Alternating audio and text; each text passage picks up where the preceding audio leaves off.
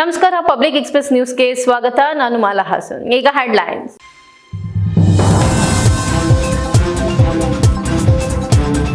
ಲಾರಿಗಳ FC ಶುಲ್ಕ ಹೆಚ್ಚಳ, Hassan goods shed lorry ಮಾಲೀಕರ ಸಂಘದ ವತಿಯಿಂದ ಪ್ರತಿಭಟನೆ.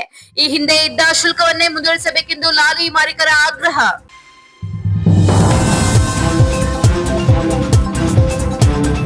ಕನ್ನಡ ಜಗತ್ತಿನಲ್ಲಿ ಬಹಳ ಅದ್ಭುತವಾದ ಭಾಷೆ. 2500 ವರ್ಷಗಳ ಇತಿಹಾಸ ಇರುವಂತಹ ಭಾಷೆ ಕನ್ನಡ. ಅಧ್ಯಯನ ಕನ್ನಡೋತ್ಸವ ಕಾರ್ಯಕ್ರಮದಲ್ಲಿ ಮಲ್ಲೇಶ್ ಗೌಡ ಹೇಳಿಕೆ.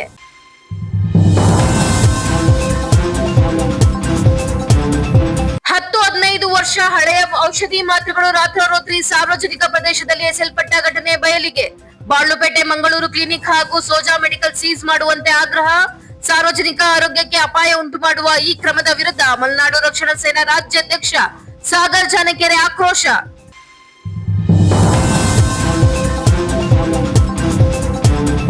ಕೇಂದ್ರ ಸರ್ಕಾರವು ಲಾರಿಗಳ ಎಫ್ಸಿ ಶುಲ್ಕ ಹೆಚ್ಚಳ ಮಾಡಿರುವುದನ್ನು ಖಂಡಿಸಿ ಹಾಸನ ಗೂಡ್ಸ್ ಶೆಡ್ ಲಾರಿ ಮಾಲೀಕರ ಸಂಘದ ವತಿಯಿಂದ ಜಿಲ್ಲಾಧಿಕಾರಿ ಕಚೇರಿ ಎದುರು ಶನಿವಾರ ಬೃಹತ್ ಪ್ರತಿಭಟನೆ ನಡೆಸಲಾಯಿತು.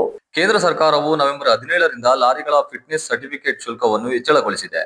ಹೆಚ್ಚುವರಿ ಶುಲ್ಕವನ್ನು ಪಾವತಿಸಲು ಲಾರಿ ಮಾಲೀಕರಿಗೆ ಅಸಾಧ್ಯವಾಗಿದ್ದು, ಶುಲ್ಕ ಹೆಚ್ಚಳದಿಂದ ಲಾರಿ ಮಾಲೀಕರಿಗೆ ತೀವ್ರ ತೊಂದರೆಯಾಗಿದೆ ಎಂದು ಕೇಂದ್ರ ಸರ್ಕಾರದ ವಿರುದ್ಧ ಆಕ್ರೋಶ ವ್ಯಕ್ತಪಡಿಸಿದರು. ಸದ್ಯದ ಪರಿಸ್ಥಿತಿಯಲ್ಲಿ ದೈನಂದಿನ ಜೀವನ ಸಾಗಿಸಲು ಬೇಕಾಗಿರುವ ಅಗತ್ಯ ವಸ್ತುಗಳ ಬೆಲೆ ಹೆಚ್ಚಳವಾಗಿರುವುದರಿಂದ ಈಗ ಕೇಂದ್ರ ಸರ್ಕಾರವು ಹೆಚ್ಚಳಗೊಳಿಸಿರುವ ಶುಲ್ಕ ಭರಿಸಲು ಲಾರಿ ಮಾಲೀಕರಿಗೆ ಸಾಧ್ಯವಾಗದೇ ಇರುವ ಕಾರಣ ಈ ಹಿಂದೆ ಇದ್ದ ಶುಲ್ಕವನ್ನೇ ಮುಂದುವರಿಸಬೇಕು ಎಂದು ಒತ್ತಾಯಿಸಿ ಜಿಲ್ಲಾಡಳಿತಕ್ಕೆ ಮನವಿ ಸಲ್ಲಿಸಿದರು. ಪ್ರತಿಭಟನೆಯಲ್ಲಿ ಕರ್ನಾಟಕ ಗೂಡ್ಸ್ ಶೆಡ್ ಲಾರಿ ಮಾಲೀಕರ ಸಂಘದ ಅಧ್ಯಕ್ಷ ಸುರೇಶ್ ಕೆಕೆ, ಉಪಾಧ್ಯಕ್ಷ ಶೇಖ್ ಅಹಮದ್, ನಿರ್ದೇಶಕ ಮಂಜುನಾಥ್ ಸೇರಿದಂತೆ ಲಾರಿ ಮಾಲೀಕರು ಹಾಗೂ ಚಾಲಕರು ಇದ್ದರು.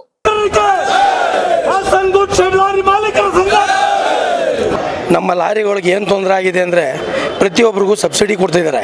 ಪ್ರತಿಯೊಂದು ಯಾರೇ ಇರಲಿ ಸಬ್ಸಿಡಿ ಇರುತ್ತೆ ಸರ್ಕಾರದಿಂದ. ನಮಗೇನು ಇವತ್ತವರೆಗೂ ಕೊಡ್ತಾ ಇಲ್ಲ. ನಾವು ಅವ್ರ ಹತ್ರ ಹೋಗಿ ಇವತ್ತವರೆಗೂ ಕೇಳ್ತಾ ಇಲ್ಲ. ಹಗಲು ರಾತ್ರಿ ಅಂದೆಲ್ಲ ಕಷ್ಟಪಟ್ಟು ಇವತ್ತವರೆಗೂ ಡೀಸಲ್ಲು ಅವು ಇವು ಪ್ರತಿಯೊಂದು ಹೊರೆ ಆಗಿದೆ. ಅದೇ ನಮಗೆ ಹೊರೆ ಬರ್ಸೋಕೆ ಆಗ್ತಾಯಿಲ್ಲ. ತುಂಬ ಕಷ್ಟ ಅಂದರೆ ಲಾರಿನೇ ನಡ್ಸೋಕ್ಕಾಗ್ದಿರೋ ದಿನ ಬಂದೋಗಿದೆ. ಅಂಥ ಇದರಲ್ಲಿ ಇವತ್ತು 1800 ರೂಪಾಯಿ ಫಿಟ್ನೆಸ್ನ 1200 ರೂಪಾಯಿ ಅಂತ ಇದ್ದಂಥ ಫಿಟ್ನೆಸ್ನ ಇವತ್ತು 30,000 ಕಟ್ಟಿ ಅಂತ ಹೊರೆ ಇರ್ತಿದ್ದಾರೆ. ನಮಗೆ ಜೀವನ ಮಾಡೋಕ್ಕೆ ಕಷ್ಟ ಆಗಿದೆ. ಮನೆ ಬಾಡಿಗೆ ಆಗ್ಬೋದು, ಮಕ್ಕಳು ಫೀಸ್ ಆಗ್ಬೋದು, ಏನು ಕಟ್ಟಾಗಿದೆ. ಲಾರಿನೇ ಓಡಿಸೋಕ್ಕಾಗ್ತದೆ. ಮುಂದಿನ ದಿನಗಳಲ್ಲಿ ಇವ್ರು ಇದೇ ಥರ ಹೆಚ್ಚಿಸ್ತಾ ಹೋಗ್ತಾ ಅಂದರೆ ಈ ಲಾರಿಗಳ್ನು ಸತ್ಯ ಅವರ ಸಾರಿಗೆ ಇಲಾಖೆಗೆ ಒಪ್ಪಿಸ್ಕೊಂಡು ನಮ್ಗೆ ಏನಿದೆ ಅದನ್ನು ಕೊಟ್ಟು ಕಳಿಸಿದ್ರೆ ಎಲ್ಲರೂ ಮನೆಗೆ ಹೋಗ್ತಾರೆ. ಅದರಿಂದ ದಯವಿಟ್ಟು ಏನು ಹೇಳ್ತಾ ಇದ್ದೀನಿ, ಎಲ್ಲ ಜನಗಳಿಗೂ ನೀವು ಆದಷ್ಟು ಏನು ಮುಂದೆ ಇದೆ ಫಿಟ್ನೆಸ್ದು ಅದೇ ನಡ್ಕೊಂಡು ಹೋದರೆ ಒಳ್ಳೇದು ಅನಿಸುತ್ತೆ. ಇಲ್ಲ ಮುಂದಿನ ದಿನಗಳಲ್ಲಿ ನಾವು ಇನ್ನೂ ಉಗ್ರ ಹೋರಾಟ ನಡೆಸ್ತೀವಿ. ಉಪವಾಸ ಸತ್ಯಾಗ್ರಹ ಬೇಕಾದ್ರೆ ನಡ್ಸೋಕ್ಕೆ ರೆಡಿ ಇದ್ದೀವಿ. ಯಾಕೆಂದರೆ ನಮ್ಗೆ ನಡ್ಸೋಕ್ಕೆ ಆಗ್ತಾ ಇಲ್ಲ. ಇವತ್ತು ಜೀವನನೇ ಕಷ್ಟ ಆಗಿದೆ. ಅದಕ್ಕೆ ಹೇಳ್ತಾ ಇರೋದು, ಮೋದಿ ಸಾಹೇಬರು ಏನಾರು ನೋಡ್ತಾ ಇದ್ರೆ ಇದನ್ನು ಯಾರೋ ಹೇಳಿದ್ರು, ಯಾರೋ ಒಬ್ಬರು ಮಿನಿಸ್ಟ್ರು ಮಾಡಿದ್ರು ಅಂತ ನೀವು ಇದು ಮಾಡಬೇಡಿ. ಇಲ್ಲಿ ಬಡವರು ಲಾರಿ ಓಡಿಸ್ತಾ ಇರೋಂಥದ್ದು ಹಗಲಾಗ್ಬೋದು ರಾತ್ರಿ ಆಗ್ಬೋದು, ಸಾವು ಅನ್ನೋದು ಬಿಟ್ಟು ಎಲ್ಲ ಬಿಟ್ಟು ಇವತ್ತು ರೈತರಿಗೆ ಬೆನ್ನೆಲು ಅಂತ ಏನು ಹೇಳ್ತಾರೆ ಅವರ ಬೆನ್ನೆಲು ಹೋಗಿ ನಾವು ನಿಂತಿರ್ತೀವಿ. ಇಲ್ಲಿಂದ ಅಲ್ಲಿಗೆ ತಗೊಂಡೋಗ್ಬೋದು, ಅಲ್ಲಿಂದ ಇಲ್ಲಿಗೆ ತರ್ಬೋದು. ಇವತ್ತು ನಮಗೇನು ಇನ್ಶೂರೆನ್ಸ್ ಜಾಸ್ತಿ ಆಗಿದೆ, ಟೈರ್ ರೇಟ್ ಜಾಸ್ತಿ ಆಗಿದೆ, ಬೀಡಿಂಗ್ ಭಾಗಗಳು ಜಾಸ್ತಿ ಆಗಿದೆ. ನಾವು ಏನು ಬರ್ಸೋಕ್ಕಾಗ್ದಿರೋಂಥ ತೊಂದರೆಯಲ್ಲಿದ್ದೀವಿ. ಅದರಿಂದ ದಯವಿಟ್ಟು ಈಗ ಏನು ಕೇಳ್ಕೊತಾ ಇದ್ದೀವಿ ಅಂದರೆ ಈಗ ಹೆಂಗಿದೆ ಅದೇ ಪ್ರಕಾರ ನಡ್ಕೋದ್ರೆ ನಾವು ಸುಮ್ಮನಿರ್ತೀವಿ. ಇಲ್ಲ ಅಂದರೆ ಮುಂದಿನ ದಿನಗಳಲ್ಲಿ ಕರ್ನಾಟಕ ರಾಜ್ಯಾದ್ಯಂತ ಎಬ್ರುಜು ಉಗ್ರ ಹೋರಾಟ ನಡೆಸಲು ನಾವು ತೀರ್ಮಾನ ಮಾಡ್ಕೊಂಡಿದ್ದೀವಿ. ಲೋಕೇಶ್ ಅಂತ, Hassan lorry goods shed lorry ಮಾಲೀಕರ ಸಂಘ.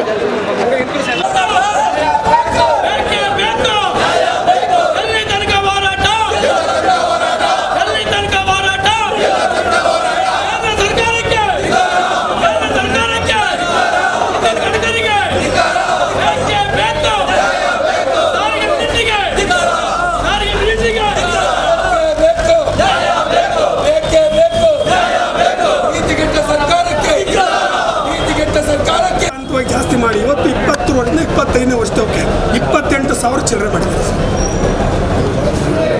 ಇದನ್ನು ಸ್ವಲ್ಪ ಪರಿಗಣನೆ ಮಾಡ್ತಾರೆ.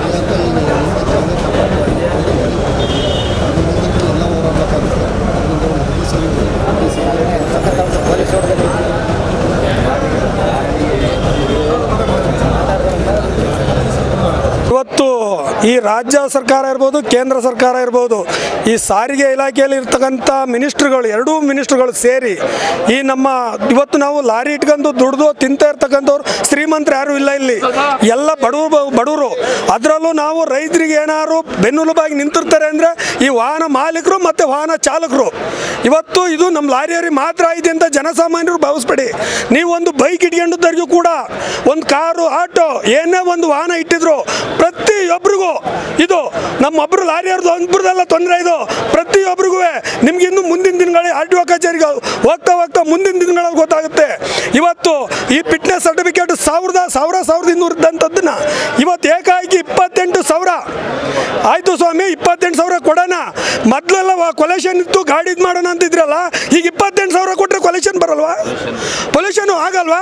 ಜನಸಾಮಾನ್ಯರಿಗೆ ತೊಂದರೆ ಆಗಲ್ವಾ? 28,000 ಕೊಟ್ಟರೆ ನಿಮಗೆ ಸರ್ಕಾರ ನಡೆಸೋಕ್ಕೆ ಯೋಗ್ಯತೆ ಇಲ್ಲ ಅಂದಮೇಲೆ ಈ ಬಡವ್ರ ಬಗ್ಗೆ ರಕ್ತ ಯಾಕ್ರಿ ನಡೆಸ್ತೀರಾ? ಬಿಡ್ರಿ, ನಿಮ್ಮ ದಮಕಲ್ ಆಗಲಿಲ್ಲ ಅಂದರೆ ಯಾರಾದರೂ ಬಂದು ಮಾಡ್ತಾರೆ. ಇವತ್ತು ನಮ್ಮ ದುಡ್ಡು 28,000 ಕಟ್ಟಿರೋ ಗಾಡಿ ಫಿಟ್ನೆಸ್ ಆಗುತ್ತೆ. ಆ ಗಾಡಿಲಿ ಕೊಲೆಕ್ಷನ್ ಬಂದರೂ ಪರವಾಗಿಲ್ಲ. ನಿಮ್ಗೆ ಏನಪ್ಪ ಅಂದ್ರೆ ದುಡ್ಡು ಬೇಕು.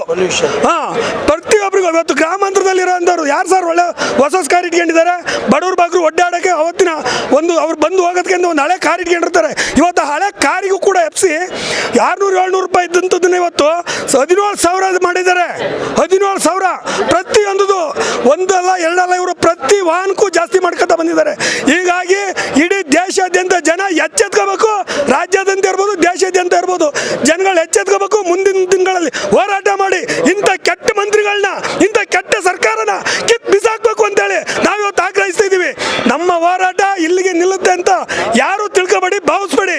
ಇದಕ್ಕೆ ನಮಗೆ ಪ್ರತಿಫಲ ಸಿಗಲಿಲ್ಲ ಅಂದರೆ ಮುಂದೆ ಉಪವಾಸ ಸತ್ಯಾಗ್ರಹ ಇರ್ಬೋದು, ಇಲ್ಲ ಮರಣ ಶಾಸನ ಇರ್ಬೋದು, ಇವಕ್ಕೂ ನಾವು ರೆಡಿ ಇದ್ದೀವಿ. ನೀವು ಆ ಥರ ಮಾಡೋದೇ ಆದಮೇಲೆ ನಮ್ಮವನ್ನ ವಯಸ್ಕ ನಮ್ಗೆ ಏನು ಪರಿಹಾರ ಕೊಡ್ತೀರಾ? ಕೊಡಿ ಸ್ವಾಮಿ. ನಿಮ್ಮ ಮನೆ ಮುಂದಕ್ಕೆ ತಂದು ನಿಲ್ಸ್ಬಿಟ್ಟು ಸುಮ್ಮನೆ ಬರ್ತೀವಿ ನಾವು, ನಮ್ಮ ಜೀವನ ನಾವು ಮಾಡ್ಕೋತೀವಿ. ಏನು ಕೊಟ್ಟಿದ್ರಿ ಹೇಳಿ? ಈ ಲಾರಿ ಮಾಲೀಕರಿಗೆ, ವಾಹನ ಮಾಲೀಕರಿಗೆ ಯಾವ ಸೌಕರ್ಯ ಕೊಟ್ಟಿದ್ದೀರಿ? ಇವತ್ತು ಯಾರು ಬಿಡಿಸ್ತಾವ್ರು ಹೊಸ ಗಾಡಿಗಳನ್ನ? ನೀವು ಬಿಡಿಸ್ತೀರಿ, ಸರಿ ಒಪ್ಕೊತೀವಿ, ನಿಮ್ಮ ಹತ್ರ ದುಡ್ಡಿದೆ ಸ್ವಾಮಿ. ಲಂಚ ಹೊಡೆದಿರ್ತೀರಾ, ಇಲ್ಲಿ ಕೊಳ್ಳೆ ಹೊಡೆದಿರ್ತೀರಾ. ನಾವೇನು ಹೊಡ್ತಾರೆ? ಕಾರ್ಗಳಾಗ್ಬೋದು, ಬೈಕ್ಗಳಾಗ್ಬೋದು, ಏನು ಹೊಡ್ತಾ ಇರ್ಬೇಕು ಹೇಳಿ? ನಾವು ಯಾಕೆ ಕೊಳ್ಳೆ ಹೊಡಿಯಕ್ಕೆ ಹೋಗೋಣ? ಇಲ್ಲಿ ಜೀವದ ಮೇಲೆ ಹಂಗು ತೊರೆದು ಹಗಲು ರಾತ್ರಿ ನಿದ್ಗೆಟ್ಟು ಸಾವನ್ ಜೊತೆ ಸರ್ಸಾಡ್ಕೊಂಡು ಜೀವನ ಮಾಡ್ತಕ್ಕಂಥವ್ರು ಲಾರಿ ಚಾಲಕರು, ಮಾಲಕರು. ಇವ್ರು ಬಿಟ್ಟರೆ ಬೇರೆ ಯಾವನು ಮಾಡೋದಕ್ಕೆ ಸಾಧ್ಯನೇ ಇಲ್ಲ. ಇದನ್ನ ಅಂಥವ್ರಿಗೆ ನೀವು ಈ ರೀತಿ ಬರೆ ಹಾಕೋದು ಯಾವ ನ್ಯಾಯ ಸ್ವಾಮಿ? ಇದನ್ನ ಇವತ್ತು ನಾವಿಲ್ಲಿ ಬಂದು ನಮ್ಮ ಜಿಲ್ಲಾಧಿಕಾರಿಯವರಿಗೆ, ಈಗ ಮುಂದುವರೆದಾಗಿ ನಮ್ಮ ಸಾರಿಗೆ ಇಲಾಖೆಯವರಿಗೂ ಕೂಡ ಈ ಮೆಮೊರಂಡನ್ನ ಕೊಡ್ತಾ ಇದ್ದೀವಿ. ಇದನ್ನ ನೀವು ಪರಿಗಣಿಸಿ ಸರ್ಕಾರಗಳಿಗೆ ಸಲ್ಲಿಸಿ ನಮಗೆ ನ್ಯಾಯ ಒದಗಿಸ್ಕೊಡ್ತೀರಾ ಅಂತ ಭರವಸೆ ಮೇಲೆ ಇವತ್ತು ಈ ಸ್ಟ್ರೈಕನ್ನು ಇಲ್ಲಿ ಮೆಮೊರಂಡ್ ಕೊಟ್ಟು ಮುಗಿಸ್ತೀವಿ.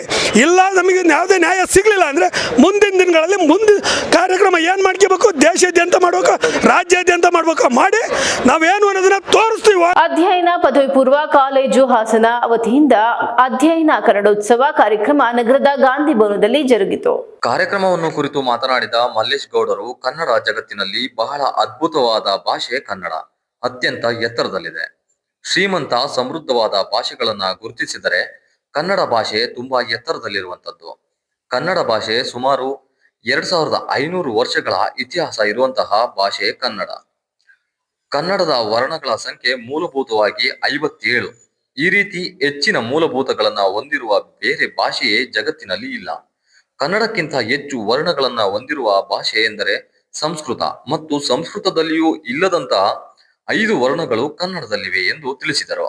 ಕಾರ್ಯಕ್ರಮದಲ್ಲಿ ಕನ್ನಡ ಸಾಹಿತ್ಯ ಪರಿಷತ್ ಅಧ್ಯಕ್ಷರಾದ ಮಲ್ಲೇಶ್ ಗೌಡರು ಮತ್ತು ಜಿಲ್ಲಾ ಕಾರ್ಯನಿರತ ಪತ್ರಕರ್ತರ ಸಂಘದ ಅಧ್ಯಕ್ಷರಾದ ಕೆಂಚೇಗೌಡರು ಮತ್ತು ಬೆಸ್ಟ್ ಪದವಿ ಪೂರ್ವ ಕಾಲೇಜಿನ ಅಧ್ಯಕ್ಷರಾದ ಮಂಜೇಗೌಡರು, ಅಧ್ಯಯನ ಕಾಲೇಜಿನ ಉಪ ಪ್ರಾಂಶುಪಾಲರಾದ ಮೋಹನ್ ಕುಮಾರ್ ಮತ್ತು ವಾಗ್ದೇವಿ ಎಜುಕೇಶನ್ ಟ್ರಸ್ಟ್ನ ಪದಾಧಿಕಾರಿಗಳಾದ ಹೇಮಂತ್ ಕುಮಾರ್, ಚೇತನ್ ಕುಮಾರ್, ಚರಣ್ ಕುಮಾರ್ ಮತ್ತು ಕಾಲೇಜು ವಿದ್ಯಾರ್ಥಿಗಳು ಉಪಸ್ಥಿತರಿದ್ದರು.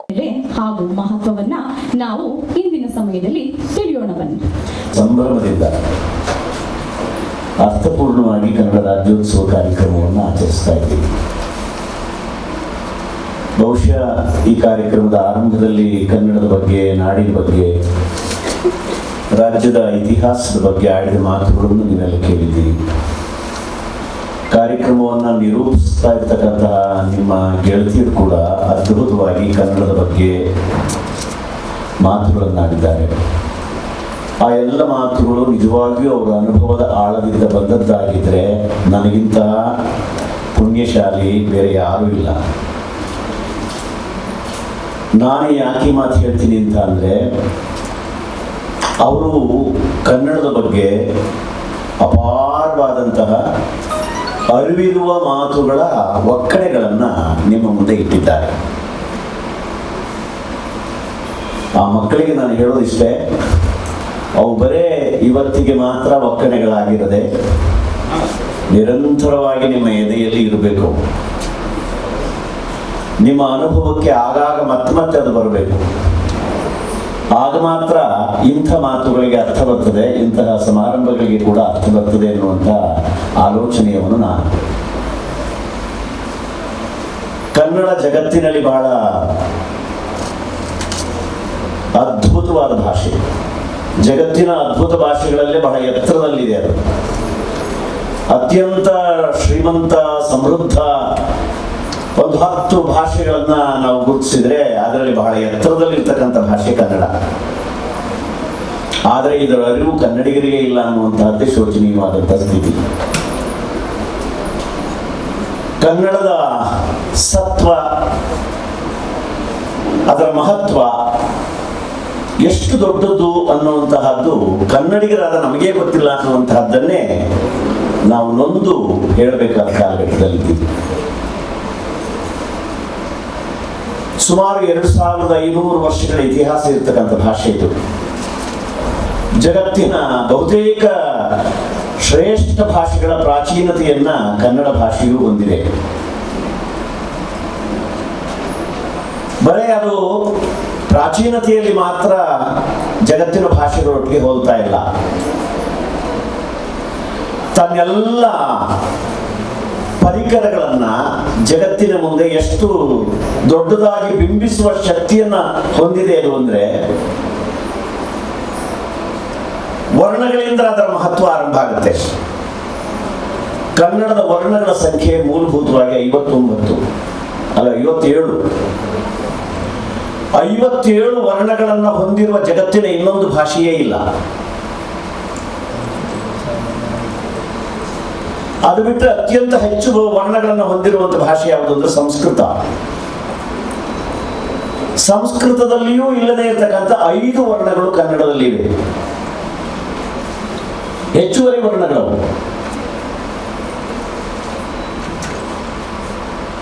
ಇಷ್ಟು ವರ್ಣಗಳನ್ನು ಹೊಂದಿರತಕ್ಕಂತಹ ಕನ್ನಡ ಭಾಷೆಗೆ ಇರುವ ಸವಲತ್ತೇನು ಅಂದ್ರೆ, ಉಚ್ಚರಿಸಿದ್ದನ್ನೇ ಬರೆಯುವ, ಬರೆದದ್ದೆಲ್ಲವನ್ನೂ ಉಚ್ಚರಿಸುವ ಶಕ್ತಿ ಇರ್ತಕ್ಕಂತಹದ್ದು ಕನ್ನಡಿಗರಿಗೆ ಮಾತ್ರ. ಯಾಕಂದ್ರೆ ವರ್ಣಗಳ ಕೊರತೆ ಇಲ್ಲ, ವಿಪುಲವಾದ ವರ್ಣಗಳಿವೆ, ಅಕ್ಷರಗಳ ಸಂಖ್ಯೆ ಹೆಚ್ಚಾಗಿವೆ. ಯಾವ ಶಬ್ದವನ್ನು ಬರೀಬಹುದು, ಬರೆದದ್ದನ್ನೇ ಉಚ್ಚರಿಸಬಹುದು, ಉಚ್ಚರಿಸಿದಷ್ಟು ಶಬ್ದವನ್ನು ಬರೀಬಹುದು.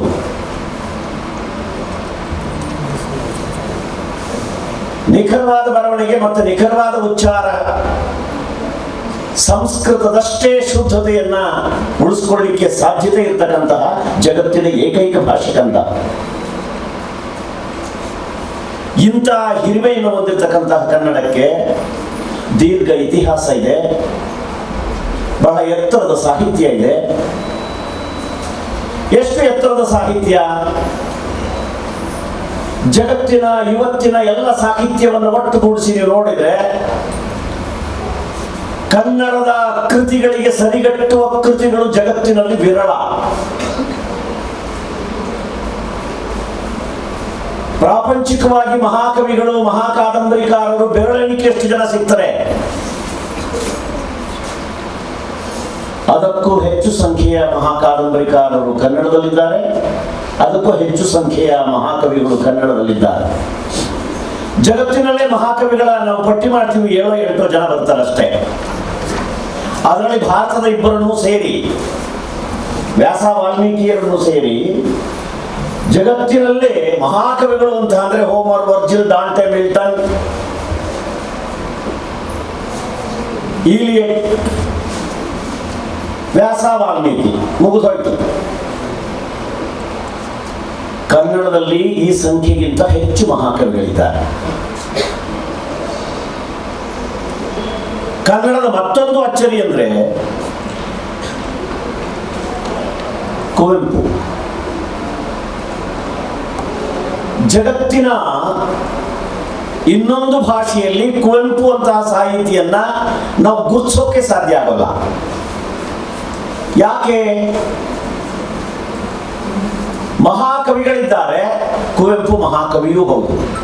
ಸಕಲೇಶಪುರ ತಾಲೂಕು ಬಾಳುಪೇಟೆಯ ಕ್ಲಿನಿಕ್ಗಳಲ್ಲಿ ದಿನಾಂಕ ಮುಗಿದ ಔಷಧಿಗಳನ್ನು ರಾತ್ರೋರಾತ್ರಿ ಎಲ್ಲೆಂದರಲ್ಲಿ ಬಿಸಾಡುತ್ತಿದ್ದು ಸಾರ್ವಜನಿಕರಿಗೆ ತೊಂದರೆ ಉಂಟು ಮಾಡುತ್ತಿದ್ದಾರೆ ಎಂದು ಮಲೆನಾಡು ರಕ್ಷಣಾ ಸೇನೆ ರಾಜ್ಯಾಧ್ಯಕ್ಷ ಸಾಗರ್ ಜಾನಕೆರೆ ಆಕ್ರೋಶ ವ್ಯಕ್ತಪಡಿಸಿದ್ದಾರೆ. ಸುಮಾರು 10-15 ವರ್ಷಗಳ ಹಿಂದಿನ ಔಷಧಿ ಮಾತ್ರೆಗಳನ್ನು ತಮ್ಮ ಕ್ಲಿನಿಕ್ನಲ್ಲಿ ಇಟ್ಟು ರಾತ್ರೋರಾತ್ರಿ ಬೆಳಗೋಡು ಹೋಬಳಿ ಚಂದನಮನೆಯ ರೈಲ್ವೆ ಬ್ರಿಡ್ಜ್ ಹಾಗೂ ಈಶ್ವರಹಳ್ಳಿ ಕೊಡುಗೆಯ ಬಳಿ ಎಸೆದಿರುವುದು ಕಂಡು ಬಂದಿದ್ದು, ಇದನ್ನು ಮಲೆನಾಡು ರಕ್ಷಣಾ ಸೇನೆಯ ಸಾಗರ್ ಜಾನಕೆರೆಯವರು ಮತ್ತು ಗ್ರಾಮಸ್ಥರು ಸೇರಿ ಅವರಿಂದಲೇ ತೆಗೆಸುವ ಕೆಲಸ ಮಾಡಿದ್ದಾರೆ. ಹಾಗೂ ಆ ಮೆಡಿಕಲ್ ಮತ್ತು ಕ್ಲಿನಿಕ್ ನ ಸೀಸ್ ಮಾಡಿ ಅವರ ವಿರುದ್ಧ ಸೂಕ್ತ ಕ್ರಮ ಕೈಗೊಳ್ಳಬೇಕು. ಇಲ್ಲವಾದಲ್ಲಿ ಜಿಲ್ಲಾಧಿಕಾರಿಗಳ ಕಚೇರಿ ಮುಂದೆ ಧರಣಿ ನಡೆಸಲಾಗುವುದು ಎಂದು ಆಗ್ರಹಿಸಿದ್ದಾರೆ.